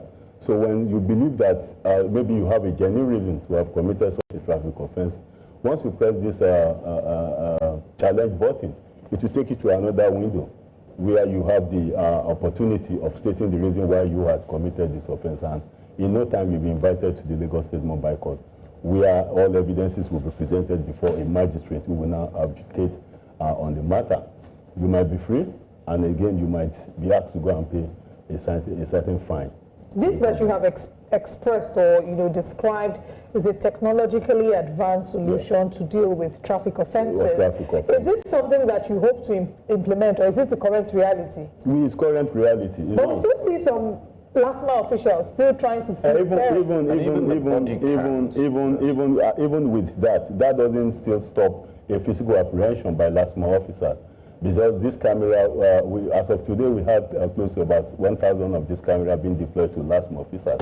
But there are still some areas at which you still have LASTMA officers still going by physical apprehension on this errant motoring public. I want you to hit on the physical apprehension. What is the right way for a physical apprehension to occur? Because what we see a number of times is that there's an allegation of a traffic infraction having been carried out. Yes. And we're seeing an official trying to struggle with the steering, with the driver. The first thing they do is they jump into your vehicle, they're trying to take over your steering. Is that a legal way? Well, in as much as I would quite agree with you with that, but I want to tell you that has been thing of the past before the advent of this present administration in LASTMA. These days, there are a lot of training and retraining being given to our officers now. Like last year, LASTMA has well over 4,750 staff. And I must confess to you here that about 4,100 were trained in different courses last year. We even had a kind of a collaboration with the Nigerian Police and Training School at Ikeja, who trained our senior officers and the junior officers. So the issue of having LASTMA officers, struggling steering with, I think is a thing of the past. So can you, for the sake of clarity and our viewers, could you let us know the standard operational procedure? The standard operational procedure, once you commit a traffic offense and a LASTMA stops you, what is expected of you is to obey that LASTMA officers. You understand what I'm saying? Once you obey the LASTMA officers, he would, if you have been captured, he will have a video. He would have recorded you and have you on the on picture as well. And once you have submitted yourself to him, he will lead you to the office. On getting to the office, does he have to enter your car to lead you to the office? Yeah, he has to enter your car, but not that he will drive. Okay. Not that he will drive. He will be beside you and take you to the office. And we have about 47 zonal offices. It depends on the location at which you have committed that traffic offense. Once they get you into the office, the next thing is to issue you what we refer to a referral notice. This referral notice is what the public calls ticket. The LASTMA issue a ticket. Once you are given this referral notice, is what you take to the mobile court at Bolade, and they do come over to LASTMA headquarters to sit for cases Tuesdays and Thursdays. So it's at this level of the mobile court at which the magistrate will now educate on that very particular case, and in a situation whereby the arresting officer will also be at the court, you also will also be at the court then he will present the evidence he has, like the video and photograph evidence, and you also will state your own reason. But we found that with research conducted, well over, let's say out of 10, you only have 9 cases being at the end of the day being issued a fine to such errant driver. Because ordinarily what they believe on the road was that LASTMA doesn't have an evidence on their own. You know, but these days, the Lagos State government, the way that which they are going about transportation system is going technological advancement. Now, Mr. Taufik, following up on your comments, lots of Lagosians have complained that once they find themselves in the LASTMA compound, their tires are deflated. And then after paying their fine, they have to pay more than what is obtainable on the streets. I mean, to pump your tire on the streets is about 500 naira. They pay upwards of 2,000. Is that not some form of extortion? And why is it necessary to deflate those tires in the first place? We've had these kind of allegations over and over. And this thing has been on there right from the establishment of this agency in year 2000. But what I will tell you, the management, because of all this series of allegations, even some are saying that LASTMA has an agent collecting money from commercial bus drivers. That was what brought about the establishment of the LASTMA toll-free hotline that was launched last year, July. You have a toll-free LASTMA hotline now where you could reach out to us. Oh, you can report. You can have if you have any altercation, any issue with LASTMA officers. Do you have the number? Yeah, I have the number. Then even if you find any LASTMA officers misbehaving on the road or having a kind of an unethical behavior on the road, you have the right to report through this hotline. And you can reach out to us either in English, Pidgin, or Yoruba. We are there from 8 a.m. to 10 p.m. on daily basis. So this has really curbed the excesses of a few of our officers that I must confess to you. Because with this advent of this toll-free hotline, 6 of our officers towards the end of last year were dismissed from service because of series of 1 or 2 allegations at which people call on us through our social media handles and that of the toll-free hotlines. And after a thorough investigation, we found them culpable, and the government doesn't just have to show them a way out. And I must tell you that in the last 1 year, we've had 17 LASTMA officers being sacked from the Lagos State government employment, and we have 13 of them being demoted out of, from their rank, and 25 are still serving the kind of suspension time that we have now. Now, I need you to, you didn't quite land on that question I asked you. Is it official policy to deflate tires once the cars are in LASTMA's compound? And also, commercial, you raised a point about commercial drivers, that there was an accusation. And I think it's rightly so, because commercial bus drivers, korokpes, and kekes, are they subject to the same traffic laws as other citizens of Lagos State? Because routinely, if we drive around this area now, I will point to you that they will jump traffic lights, they don't obey. It's almost like they live in an alternative reality. Well, fine, beautiful, but let me state clearly that, you see, when you are dealing with, there is a separate way, when you are dealing with commercial, these downfall buses and that of the private cars, you have to be very, very careful and logical when you are dealing with commercial bus drivers. I have to let you know that out of all these commercial, we have stubborn and very, very, mean among some of these drivers. Some of them will have taken alcohol, some of them will have taken drugs, and in the course of trying to apprehend them, they could be reckless, and in the course of this, they could cause a kind of an havoc. I live in Ikorodu. I was coming about 2 weeks ago. A commercial bus, they lined up at the main expressway at K2, citing my own vehicle that is coming. They felt probably I'm on enforcement routine. They started driving recklessly. If it's only by the grace of God that none of these commuters at the roadside trying to board buses was not hit. A driver had to turn. A driver facing Ojota had to maneuver, jump the curb, and face the other side of the road, move towards my 12 again. What do you say about that? If it had caused any calamity at that time, people would have, held LASTMA responsible. And the training they had received last year have really reshaped LASTMA and brought about the new face of LASTMA in Lagos State for now. And with the advent of this camera now, once you have any commercial buses committing any traffic offense, you don't need to get closer to them anymore. Just make use of this TMS camera and they will be captured. And a situation whereby you capture them with a photograph. At times when they committed this offense, you have a very free road, free everywhere. You could not get them arrested. But we have them in record. Whenever at our own comfort zone, probably if they are moving like from K2 down to Ojuelegba or Yaba now, we will have sent ahead some of these pictures, pictures of this vehicle and the offense they have committed to our officers at an interval. So there is no how they will escape. If you escape from K2, when you get to Ojota, if you escape, when you get to Onipan, you cannot escape, or you get to Ojuelegba, or probably at Yaba bus stop, you cannot escape this. Right. And that has been given a kind of a loggerhead within LASTMA officers and some of these commuters, because at the end of the day, if you have them apprehended, passengers will come down trying to, create a kind of a scene with LASTMA officers saying that he had not committed any offense, he had not done this, he has not done that. Well, I'm glad that we are trying to give out an evidence. Thank you very much for bringing up, the committing of offenses. Some of the offenses we've seen, and I'm sure that at some point you'll get into some of the most commonly the most common offenses. But what we've seen in some cases would be running of the red light, and sometimes they will tell you, this is one way, or you made a U-turn at a point when there is no U-turn. In some situations, or the person doesn't know the environment. There's no sign that specifically says, you can't do a U-turn here, yet they will still apprehend you. So how can we manage situations like that, where they can clearly say to you that, look, there's no sign that says this place, I can't do a U-turn here, but the last person then apprehends you and says you flouted the traffic regulation. Well, you see, there is no any aspect of Lagos Road. Let me land that doesn't have a road sign. If the road sign has been removed by scavengers, or you have some underworkmen that have, turned it to something else, that's a different matter. But LASTMA, with the 47 zone that we have, we do carry out a kind of routine enforcement. Areas at which we discover that a road furniture that has been fixed at a particular spot, if it is being removed, then we compile everything together, send it to Lagos State Ministry of Transportation for a replacement. But that is not to say that you don't have one or two areas at which some of these things have been removed. But automatically, if you are at a spot where there is no any road sign, LASTMA officers will not apprehend you.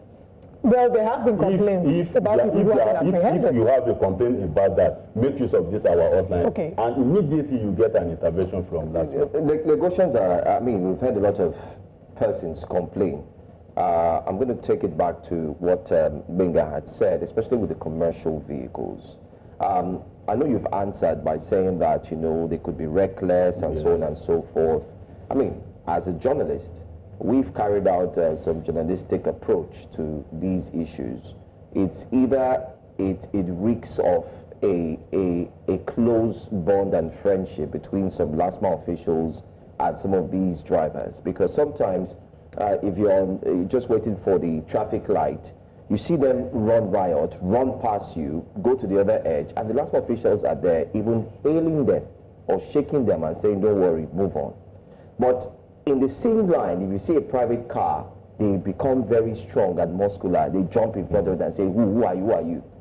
How can Lagosians, apart from the hotline, is it possible that these LASTMA officials, when they are reported, can LASTMA also put out some form of communication newsletter? Exactly. So it's a two-way communication. Trust that, oh, this LASTMA official was reported for so offenses, because you said some have been dismissed. We don't know them. It could be that they were dismissed in Alakpere, but now they are somewhere in Surulere. They are back to work. So how do we, have this trust in dismiss that I talked about? Dismiss is dismissed from service. You know, LASTMA officers are civil servants. Yes. As the same way civil servants in Alausa have been recruited, the same way LASTMA officers have been recruited as well. We have the same oracle number. But the issue of saying that you have LASTMA officers hailing commercial, but I'm just hearing that for the first time. Hailing. I'm just saying that. That is not to say that it's common knowledge. But I'm just hearing that for the first time. But at the same time, when you find LASTMA officers having a kind of a discussion with a commercial bus driver, it might just be a way of trying to, because at times, it is not every time, even to private vehicles, it is not every time, there are some common traffic infractions that you commit that LASTMA officers would have to use their discretion at times. You know, even you have some private vehicles that will be driving without a seatbelt. You see a LASTMA officer that will say, or that just for safety, use your seatbelt now. Put your children at the back, use your whatever, it might be that. But when it comes to real traffic infractions with commercial vehicles, LASTMA is after them, serious. Like last year, from January to December last year, LASTMA apprehended about 15,750 vehicles for various traffic offenses in Lagos. Out of these 15,000, you have 11,200 that are commercial. Downfall, minibuses, Korope, and what have you. They are about 11,000 plus.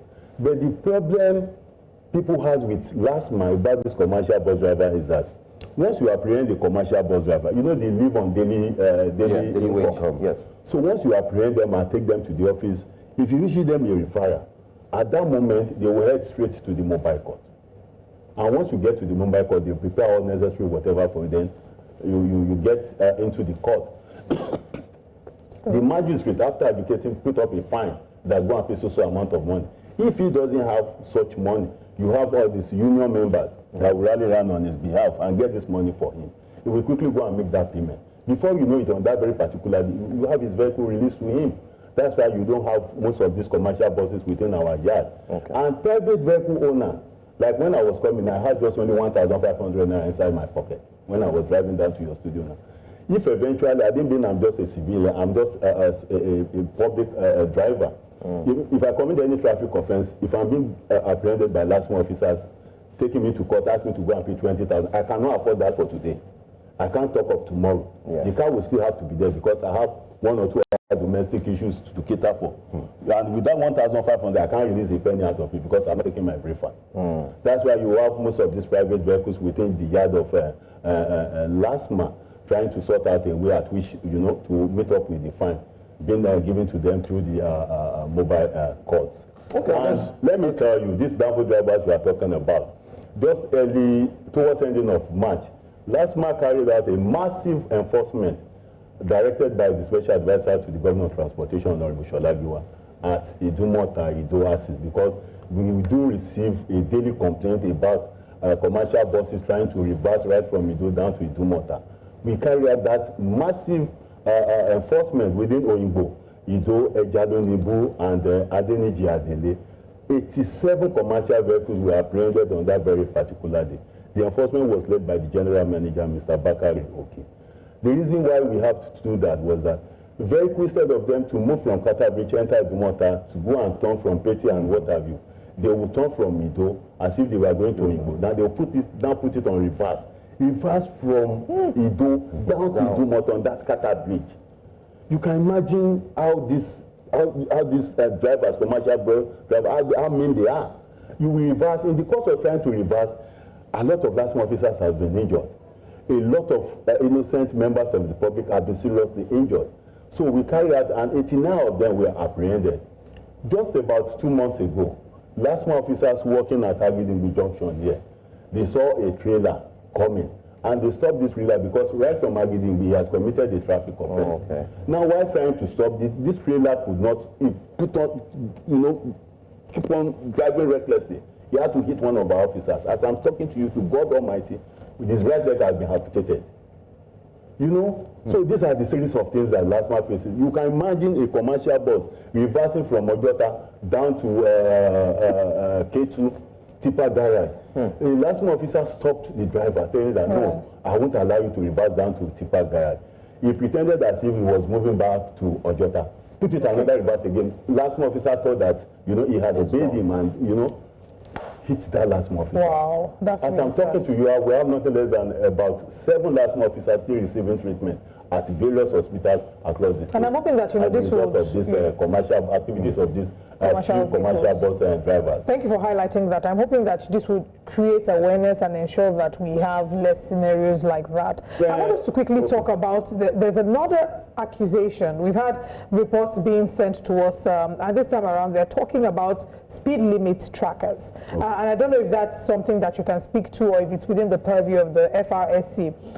Somebody did send a report about having a penalty for a device. They said that they're demanding proof of a speed limiting device, and they obviously there's no proper legislation, you know, supporting this. So is it an offense? Is it a traffic infraction to have, or is it required to have a speed limiting device? So I think there's a dichotomy here between the speed limiting device and the speed tracker. We're not quite clear if there's an issue there and if this is a traffic offense and if this is something that is within the purview of your institution. You see, whatever policy the government is coming out with, it has legislative backup. This issue of speed limit you are talking about is under the Lagos State Transport Sector. Not about so the device installed in the car. Yeah. Everything is under the Lagos State Transport Sector Reform Law of 2018. You could Google it and get it there. Because it was stated inside that law, I think section 15 or 17 of that law, that a mechanism, a device that will be installed a mechanism or device that will be installed to carry out a kind of an enforcement on traffic violations. And what do they mean by this device? These are not some of this technology they are talking about. And let me tell you clearly here that, you see, most of those people crying foul about this speed limit or, devices, tracking devices, it is only in this part of the world that they keep on complaining about these things. By the time they move outside this country, get to outside world there, you obey their traffic regulations. I mean, you have brakes on cars, and there's a speed limit there. And there are cameras to capture why do you necessarily have to have a speed limit in? We need to have it with the study of number of accidents being recorded on Lagos Road. These people saying that, okay, from the one you have at United by Mobolaji Bank Anthony, which is about 60 kilometers per hour, there's nothing too big about that.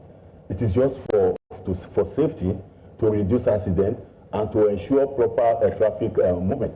If you're on 60, it's for your own safety, it's not for the government. Absolutely. And the government responsibility of government is to take care of both your lives and property as well. So in this case, the complaint was that they were issued... 60. Yes, the complaint says that they were issued a ticket and a fine, and the vehicle was literally pulled out of slow-moving traffic to ask, do you have this speed limiting device? You don't have this speed limiting device, so we're going to charge you for not having that and for overspeeding. Is it by LASTMA? No, it's not. That's why I'm asking if you can speak to it. So I can only talk about, I'm talking about, I can only talk about the one being stored by Lagos State government. And these are the devices at United by Mobolaji Bank Anthony and the one at Alakbere. So those are the ones. Then you have another one which is the police monitoring. You have that one at Harlem. You have it at Olowo Popo. Those ones are in charge of trying to capture traffic infractions by motoring. I think you have some. I'm glad you mentioned how Nigerians obey rules. So we believe there are proper ways or standardized global best practices way of doing things. We've seen the implementation of speed limits on Third Mainland, and we've seen speed cameras. If you know what brought about the speed limit on Third Mainland Bridge, you will know that the government, we are due to have that at absolutely. Yes. My question, on a daily basis, we record, LASTMA recorded nothing less than about 5 to 6 very serious fatal accidents. My question, just to let me land, my question is, in other climes, everywhere in the world is standardized, where you're approaching a speed camera location, there's a notice. that you're approaching in 10 minutes, you'll be in a speed camera zone. There are absolutely no notices. Or why are you saying no notices? Have you investigated that? I mean, you're going into a camera zone. We hardly see this notice. You see, all these outcries that you don't have notices. By the time you move outside there, you see that government have an informative route furniture informing you that this is the certain speed limit you could move on this very particular route. All right. Mr. We cannot be bringing notices to the doorstep of every motoring public. We have to go now, but quickly, if you can read out the toll number that people can call if they have issues they need to report, because I think that's very important. The number is 080 000 52 7862. That is 00 in 4 places. Okay. 52 7862.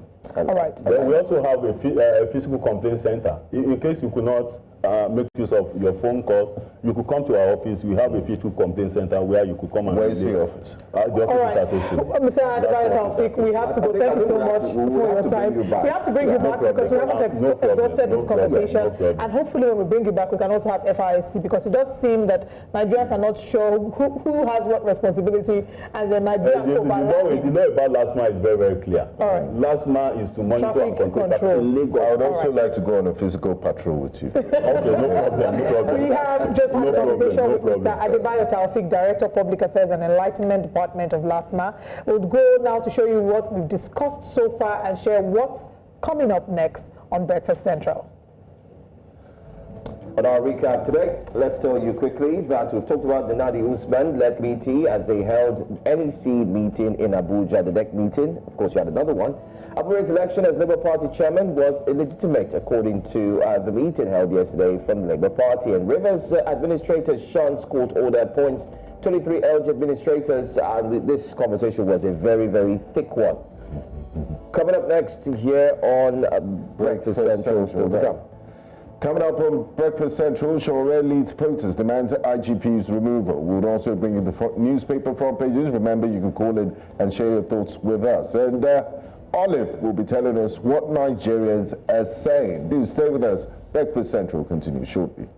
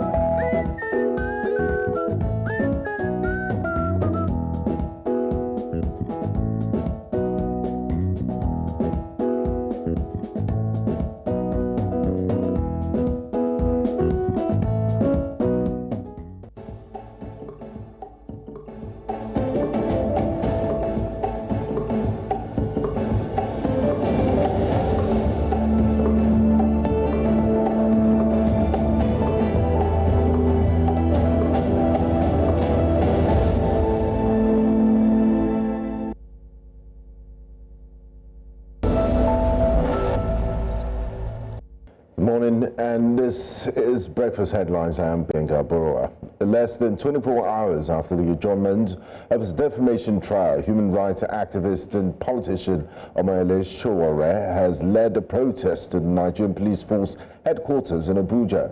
Sowore is demanding the removal of Inspector General of Police Nenadi Ibok-Ete over what he described as an illegal extension of tenure. The protesters, under the aegis of the Take It Back movement, accused the IGP of remaining in office after reaching the retirement threshold of 60 years or 35 years of service in September 2024.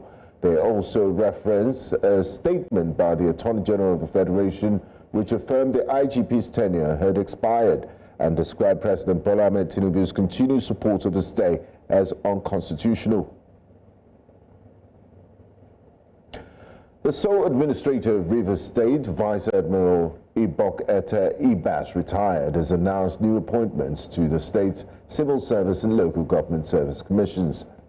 This move comes alongside the controversial appointment of administrators across the 23 local government councils, despite a restraining order from the Federal High Court. In addition, critical appointments were made to the Rivers State Independent Electoral Commission. On Wednesday morning, Professor Warwicker confirmed that the appointments take effect from April 7, 2025. The decisions come barely a week after Admiral Ibas dissolved all existing boards, parastatals, and commissions, in addition to sacking all political appointees who were installed by the suspended Governor Siminalayi Fubara. Meanwhile, the Federal High Court in Port Harcourt has directed the Rivers State Administrator to appear before it and justify why an interim injunction should not be granted to halt the appointment of sole administrators for the state's 23 local government areas. The order issued by Honorable Justice Adamu Turaki Mohammed on Monday, April 7, 2025, followed an ex-party motion filed by the Pilek Center for Civic Education Initiative and its coordinator, Courage in Siromovu. The applicants sought to restrain the Rivers State Administrator and his agent from proceeding with the controversial appointments, arguing that such actions could undermine democratic processes in the state. In his ruling, Justice Mohammed emphasized the need for fairness, ordering the respondent to be put on notice and to show cause why the injunction should not be granted. The court also issued a hearing notice and adjourned the case till April 14, 2025 for further proceedings. In a related development, former Governor of Rivers State, Rufus George, has called out the Federal Capital Territory Minister, Nyesom Wike, for engineering the political unrest in Rivers State. The accusation is coming on the heels of the recent appointment of administrators at the local government levels by the state sole administrator, Admiral Ibok-Ete Ibas, retired. Ada George, who was Governor of Rivers State between 1992 and 1993, strongly frowned at the FCT minister's involvement in the crisis, leading to the declaration of a state of emergency in the state.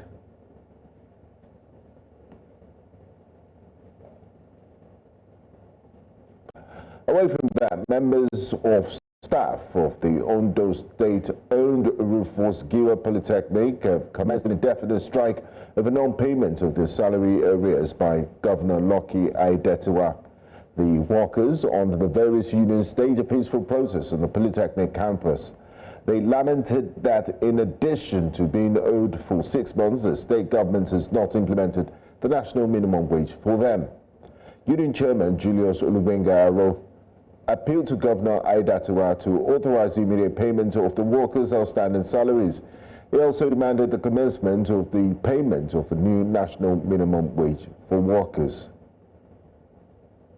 That's all on Breakfast Headlines. I am Benga Abora. Breakfast Central continues shortly.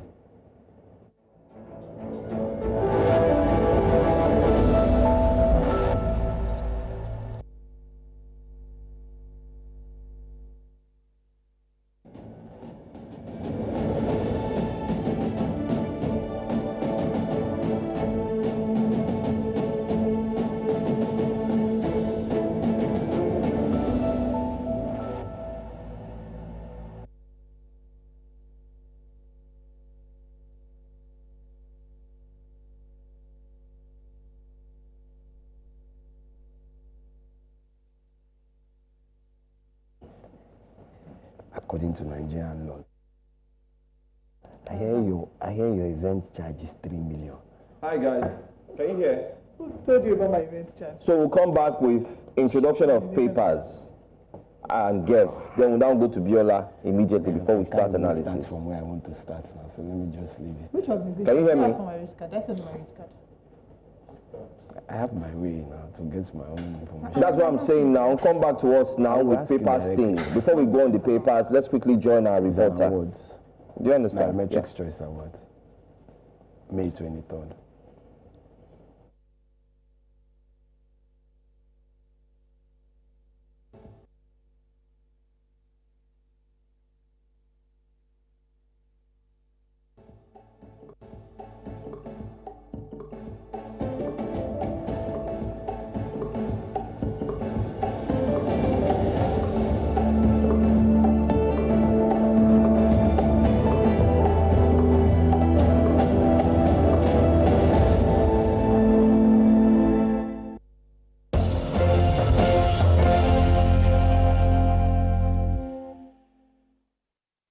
Welcome back. It's Breakfast Central time for the front pages of the papers. We have Head Strategy and Public Affairs, Wade Hime, joins us this morning. Good morning and welcome. Good morning. Great to be here. Great to have you. Great to see you. Yeah. Anyway, before we come back to you and start taking the papers, let's quickly find out what Biola Festus has in store for us. She is somewhere, somehow, in River State, surroundings. She's talking to people and we want to know what she has to say. Good morning to you, Biola. Can you tell us how, can you hear her? Hello? All right, let's see if we can connect with her. Oh, great. Okay, there you are. Can you tell us what the people of Rivers are indeed saying concerning this sole administrator issue? It's been back and forth. Can you quickly tell us what's happening? Employment and the state of the for this is a very straightforward. We are something the tourism of residents. And the government in River State. We know that we've been talking to politicians, stakeholders, and those are of them. But this morning we have decided to come to the street to talk to people, to get them feel about the government structure in River State. Well, it should be sharing this morning, but not with Shango. We have some people here to share their opinions if you would allow me. And we have Mr. Barry here who would like to talk to us. Which is happening.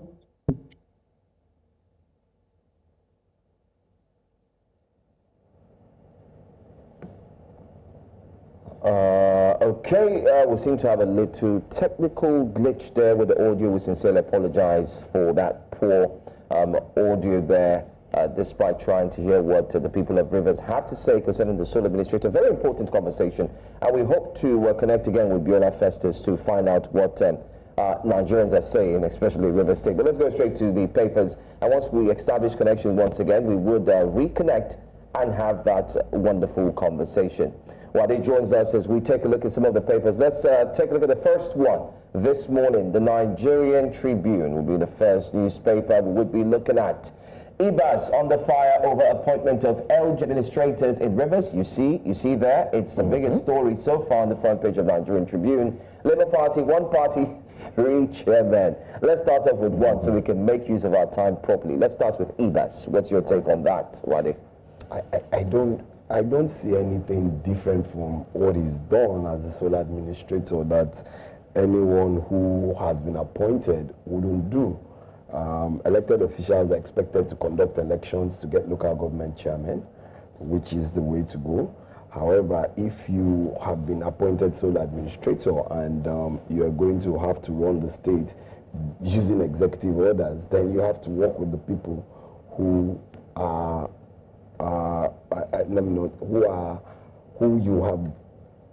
you can use those orders to push in the direction of what you expect the things to be.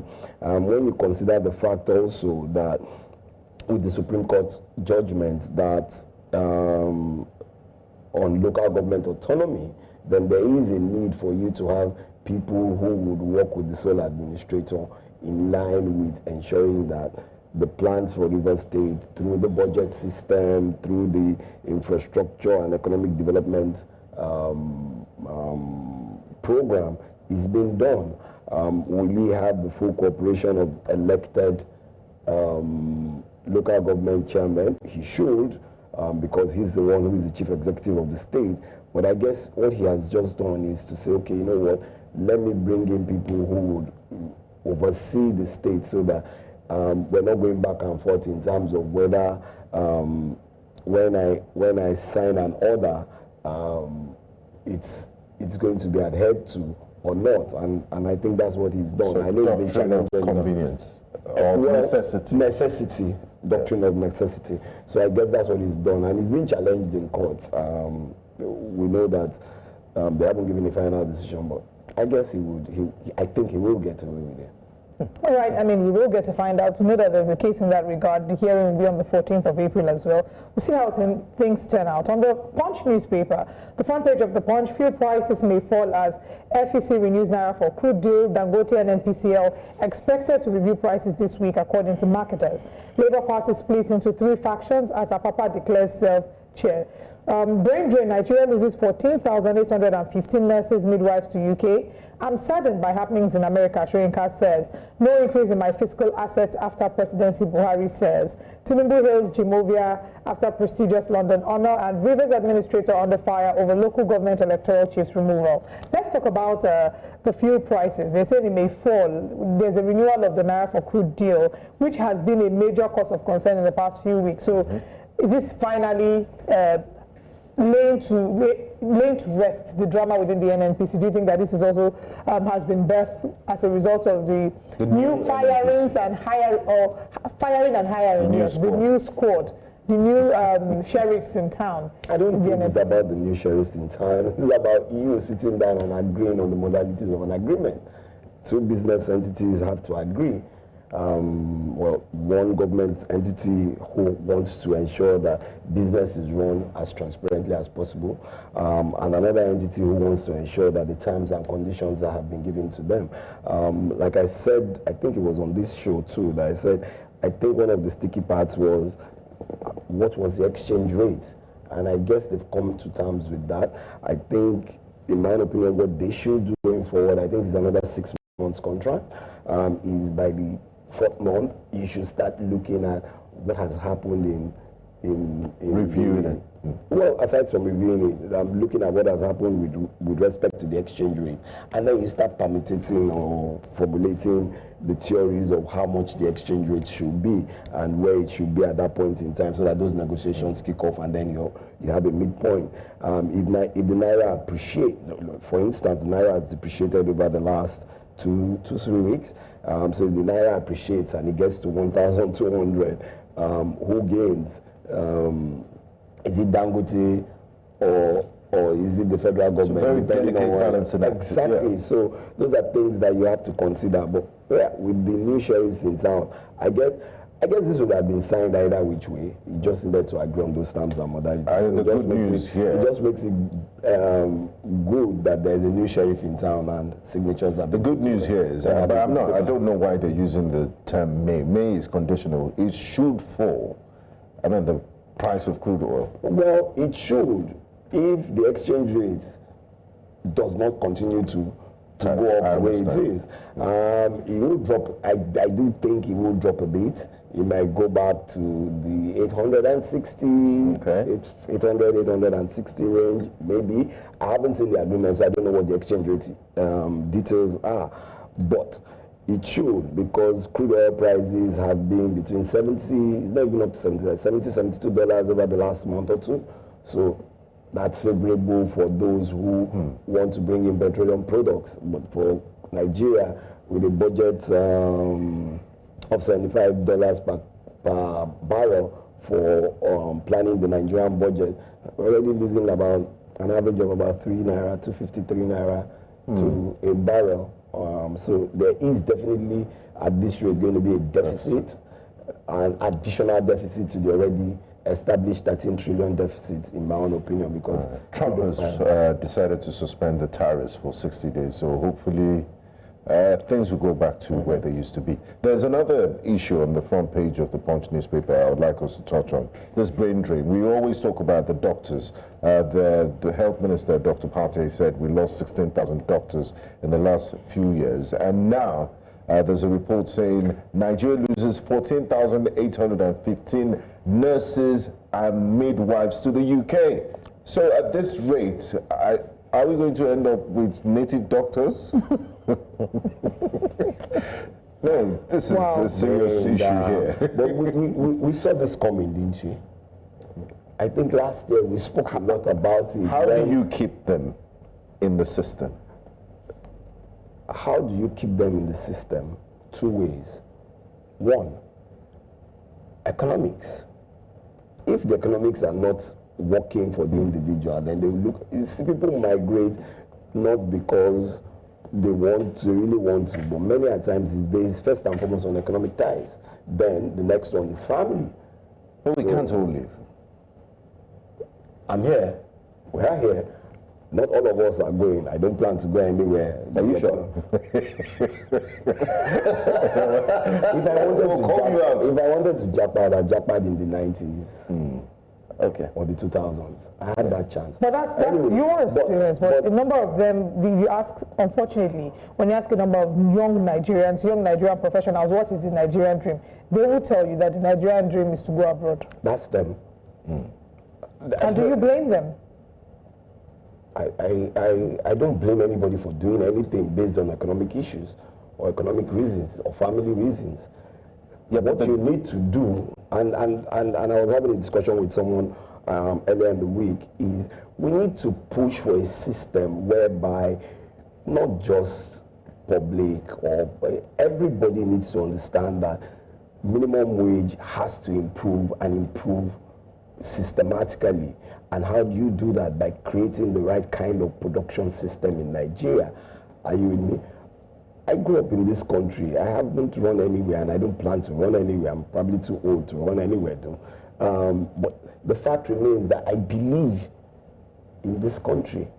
And I believe that we can put the economics together for Nigerians to stay and make Nigeria better. That's the first part, the economics. The other part is the infrastructure. If you don't have the right infrastructure for developing nurses, for developing doctors, and at the end of the day, we still have some good infrastructure and you get good nurses and doctors out of Nigeria. That's why the world is asking for them. It's cheap for you to train in Nigeria and go and work anywhere else in the world as a doctor or as a nurse. And that's the reality. Because you still have good people who train people. I think I need to say this. I've been saying this for the longest time. I conceived this idea 3 weeks ago. Did I say 3 weeks? 3 months ago, 2 months ago. And it's got to do with our medical system. And, you know, as a public affairs analyst, it's one thing that I think Nigeria should look into. I'm going to use the word think many times because I think it is something that we should try to do. I mean, you've highlighted the fact that the brain drain will continue. I mean, if other places are looking profitable and good for the doctors and the nurses, why wouldn't they run there? I mean, being as a broadcaster here with News Central, he knows if he's offered something big, I know he won't go because I won't he's because that low. I mean, I have to. So he's who will look after you and all that? That's why we But the other thing, sorry, just to interject that, the other thing, like I said, is it's cheap to train in Nigeria. It is. Extremely cheap to train in Nigeria. And that's the reality. And that's why they wanted to increase the fees and get them to sign up. So before you leave, they try to make the process. To sign they try to make the process very infrastructure. Are you with me? Create the economic environment where people can earn to do these things. But these things don't happen overnight. And as a responsible government, these are critical times. I mean, you can't let your entire healthcare system be exposed and collapse. So what stopgap measures can the government do now? More and more people are going into universities. The number of people who are writing examinations for tertiary institutions and specialist institutions in Nigeria are increasing every year. Our population has grown to over 200 million. 60, 65, almost 70% of it, 45 to 50% of that are below 24. So what are you expecting? People are going to go to school. People are going to train. Either you go to a university or you go to a specialist organization, whether it's journalism or it's IT or it's engineering or it's the technical aspects.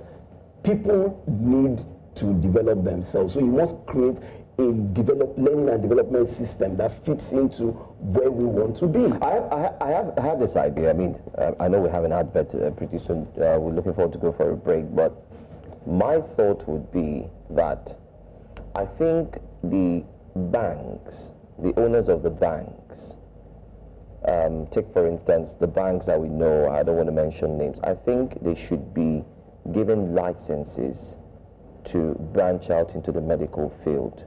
Don't hate me while I say this. Let me explain. Now you have Mr. A who owns a bank. I'm not done. Just listen. And I'll tell you why. You have Mr. A who owns a bank. It doesn't mean that because he's not a medical practitioner, he should therefore not have licenses. If he does, he's not going to, run the medical facility. I'm coming. Bank A, I don't want to mention names. has facilities across the 36 states. You have different banks in different states. All they need to do is to replicate that same process and have medical facilities in different states. It doesn't matter how small they are. I know I've been shaking my head. Why? Why are you shaking your head? Because I totally disagree with you. Why? What is the work of banking? No. Let's leave them. Let the bankers do their work. And their work. Are you talking in terms Let of... me finish. I'm talking about CSR. Let's no, I'm not talking about bankers' responsibility or financial institutions' responsibility is to put investment and create the opportunities for investment in this system. Now you are talking. Let me finish. It's not for you to build a medical facility or to branch into medicine. It's to create an enabling environment for those who have the requisite specialty, knowledge, to put. If you want to invest in it, it's a different thing. No, that's not what you expect. No, I'm coming. I'm going down. The nail on the head. Good. Now let me hit it on the head. The enabling environment for people to take facilities, to build medical facilities, so that you think can. That's the reality. But what if you bring a lot of all the facilities in the floor round? What if we flip it round? I mean, I like this conversation, not all the time. Maybe we'll have a special time. What if we flip it round where the banks are told that they can now invest into the medical sector? Nobody has stopped anybody from investing. No. Let it be. Nobody has stopped any individual. What if it's You see, because this is my experience, and I'm very vehement about it. Nobody has stopped anybody. Very true. Has stopped anybody from investing in anything. Is the environment viable enough? Who creates an enabling environment? I mean, from the government. You see, when we talk about government, are you with me? We continue to think that government is just the federal, state, local government. Community governance is part of it. Are you with me? And who are the community? Those who create an enabling environment for people to be able to invest money. No, you've heard my proposition. You see, because when you are going saying, we're not at the National Assembly. Let me tell you, if I want to go, I should be able to walk into a bank. Are you with me? Right. And tell you, oh, this is my idea. Are you willing to put some money down? Now, I understand the challenges with the banks. Why? Because most of the funding is short-term funding. Building a medical facility. Right. Let's go on and elaborate. You see, like I said, let people do their jobs, and their jobs for the banking sector is to create an enabling environment for people to. Okay, gentlemen, calm your horses. Let's go on a break, and when we come back, we have more to look at in the papers. Stay with us.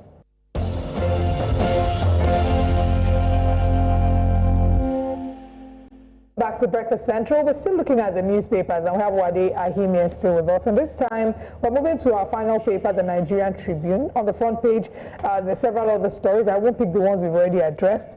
We'll just choose the ones we haven't addressed yet. Federal government Chinese firm sealed deal on $328.82 billion power transmission lines. Lassa fever, Ondo, Bauchi, Edo remain epicenters, NCDC says. Anambra 2025, Tinubu wants trade me off for Soludo, Ukachuku says. Nigeria posts $6.83 billion balance of payment surplus in 2024, according to CBN. Trump announces 90-day pause on tariffs, except for China. Why? We'll find out, maybe because they are doing aura for aura. Leadership and opportunity to serve, not self-enrich, Buhari tells APC governors. Interesting. Now, Labour Party, one party, three chairmen. Otti faction passes vote of confidence in Nenadi. Parallel neck extends olive branch to Abure's NWC. Did not extend me, I'm here. Another faction leader, Apapa lays claim to leadership. NLC threatens to repossess Labour Party offices nationwide. Wade, what do you make of what's happening within the Labour Party? The party in disarray.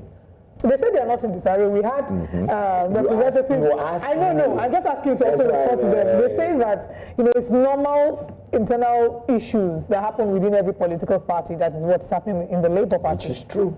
It happens in so many political parties, and it's just in Nigeria. I remember the Conservative Party before the lady, before the man, now before the what's it called? All of them, there were too many people vying for leadership, and there was so much disarray, but you stood behind one person. So I guess what the Labour Party needs to do now is decide and all factions to come together into a room where they can beat each other up and come out and say, okay, you know what, this is where we are. Supreme Court has relieved Abure. Apapa says Apapa has always claimed that he was the chairman, so he gives with that. They were the ones who took the case to the Supreme Court and went straight to the Supreme Court. So I guess he has that. What the Otti faction had done is try to create a balance and say, okay, you know what, let's move forward while these cases were still in court. So I think what the best approach would be, okay, call Apapa and say, okay, this should be the plan for us to move forward. How do we move forward? And then you horse trade and come out with an agreement. But like I said, it happens in politics. May the best politicking faction win at the end of the day. I know that the Otti team went to INEC. Is INEC going to recognize them without the fact that they've done a convention to appoint to elect a new chairman, which is what they should be pushing for, in my own opinion, as quickly as possible, so that Papa, who based on the Supreme Court judgment, should really be the chairman. Papa has already started planning to appoint. No. That's what you should. If the Supreme Court gave him judgment and he has relieved, he's here and Abure that everybody was talking about. So the Otti faction came out late last year to come out with some form of resolution and chose their own their own chairman. I think what you should push for the betterment of politics of the Labour Party is early conventions, and let's test our strength in terms of that convention quickly between now and maybe before May 29, so that we then know, yes, there might be cases trailing them, but at least we would know that a convention has been done. INEC was at the convention, the proper process was done, and you have an elected chairman of the Labour Party going forward. That would be my own suggestion. All right. Well, let's see what will come out of it. But that does it for the papers this morning. Thank you so much, Wadi, for joining us. And thanks for the sporting analysis, even though you and I have a scuffle to attack on. I think I should invest. You bash me left, right, and center. No. We'll take our time. Don't worry. Thank you very much. And if you're one of those wondering what Apapa faction had to say, well, take a look at this as we go for a break. When we come back, Olive will be telling us what Nigerians are saying on a very different story that would either hurt you, yes, we must warn, or would make you feel that justice must be served. We'll be right back.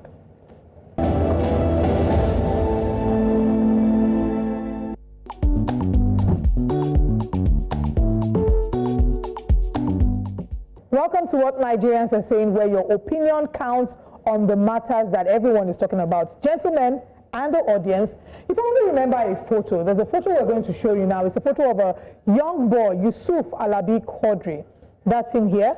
This young boy, barefoot boy, he stood in front of the convoy of Peter Obi during the 2023 presidential election in Lagos. Arms spread wide apart. We could see him, of course, showing his support. This picture went viral, displaying a photo of hope, a photo of resilience to the young people, basically sort of encouraging them to be able to participate in the elections. I mean, that's what a number of people did say. Unfortunately, things turned out differently. Fast forward to April 2025. What we did see is that the story of this has become a very bleak story, April 2025. Now, there was a report on the 9th of April that this matter has turned upside down. But before this matter turned upside down, we could see that this young man had promises. It felt like for a while that Yusuf's story was going to be one of those Nigerian fairy tales. There were support, people gathered around him to give him support, promises of a better life, promises of a scholarship, even from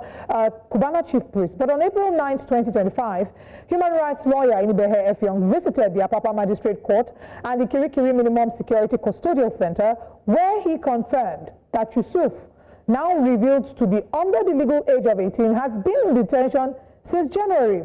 What happened? Now, according to Inibehe, you can see him narrating here. Yusuf was abducted by area boys near his home on his way back from work. These individuals had reportedly been holding a grudge, claiming they were entitled to a share of the goodwill and donations Yusuf Alabi received after his viral moment in 2023. You could see there was a picture. We also have a picture of him and Peter Obi. So maybe they had also, fueled a number of these expectations. They say that his failure to settle them allegedly led to a series of attacks, and eventually him being dragged to Amukoko police station by these same individuals. Shockingly, Yusuf here was subsequently charged with armed robbery, accused of conspiring with 4 adult strangers to rob 2 people of 579,000 naira worth of cash and mobile phones using cutlasses. He has since appeared before the magistrate 3 times and remains remanded at Kirikiri alongside the adults, awaiting legal advice from the Lagos State Director of Public Prosecutions. Inibe Effiong, who spent hours interviewing Yusuf at Kirikiri, emphasized that Yusuf's case reflects how the Nigerian justice system often feels the most vulnerable. There have been reactions to this, and of course we have Peter Obi, who's the first tweet. He shared his reaction. So let's take the tweets now. All the Nigerians have been reacting, but starting off with His Excellency Peter Obi, he says, after delivering my speech at the Commonwealth event in London today, I was made aware of the predicament of a young boy named Quadri Yusuf Alabi, who has been detained for over 3 months without trial, appeared in court for the first time in March, and still remains held in custody. I have contacted a lawyer, Barrister Inibehe Effiong, who luckily has been actively working to intensify his release.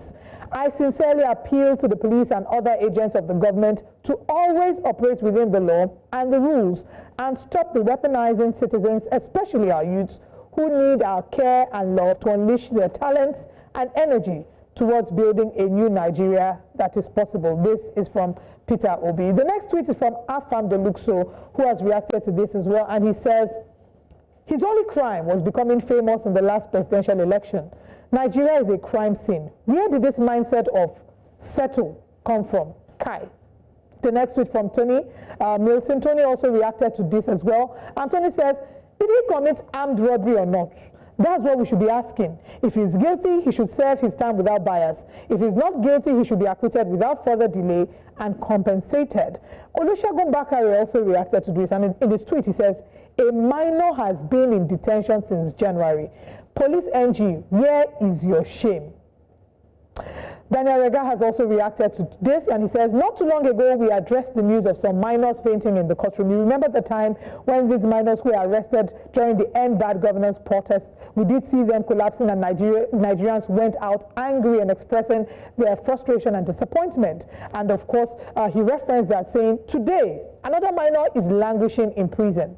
Whether this was politically motivated or done out of spite, the justice system in this country is a shame. Sadly, the Nigerian police doesn't care. Doesn't care. It's just sickening.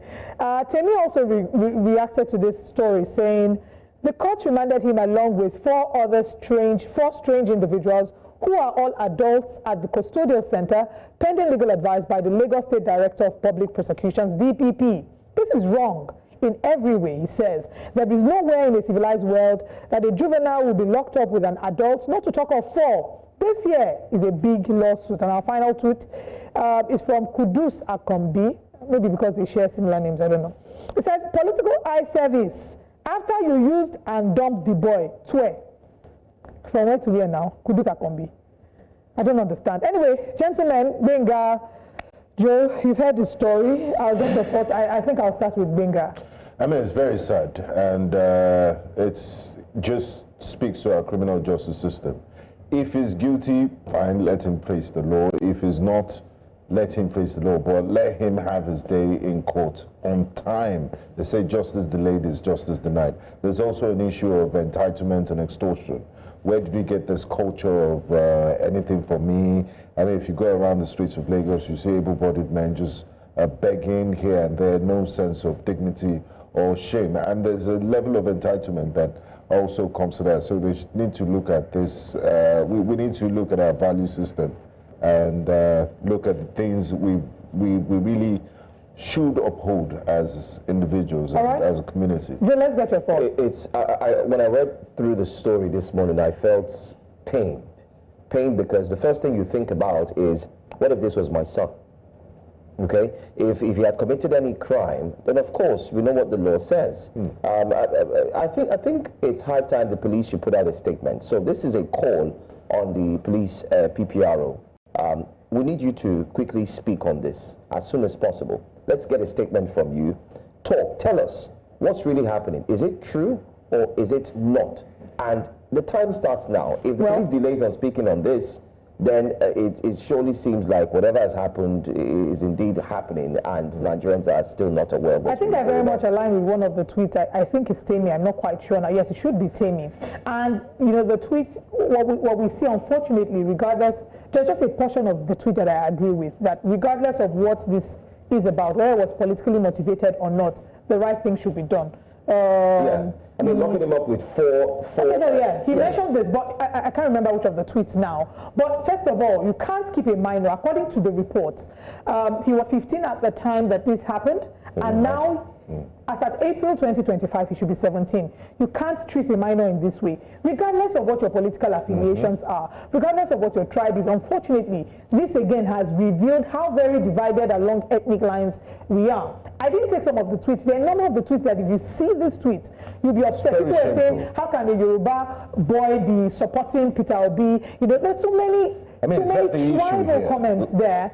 Again, reminding us of how very divided we are, and that's not what we need now. Today is Yusuf. Tomorrow, it could be you or your son or somebody within your family. And when it's happening to someone else, you say it's not my business. Exactly. When it happens to you, who will speak for you? This is what Nigerians are saying. I'll be bringing further updates tomorrow as we delve in proper into this conversation. But from all of us here, I want to say thank you so much for joining us on Breakfast Central. We'll see you again tomorrow. Do stay well and stay tuned for our subsequent shows. I am Olive Emodi. I'm Joe Hansen.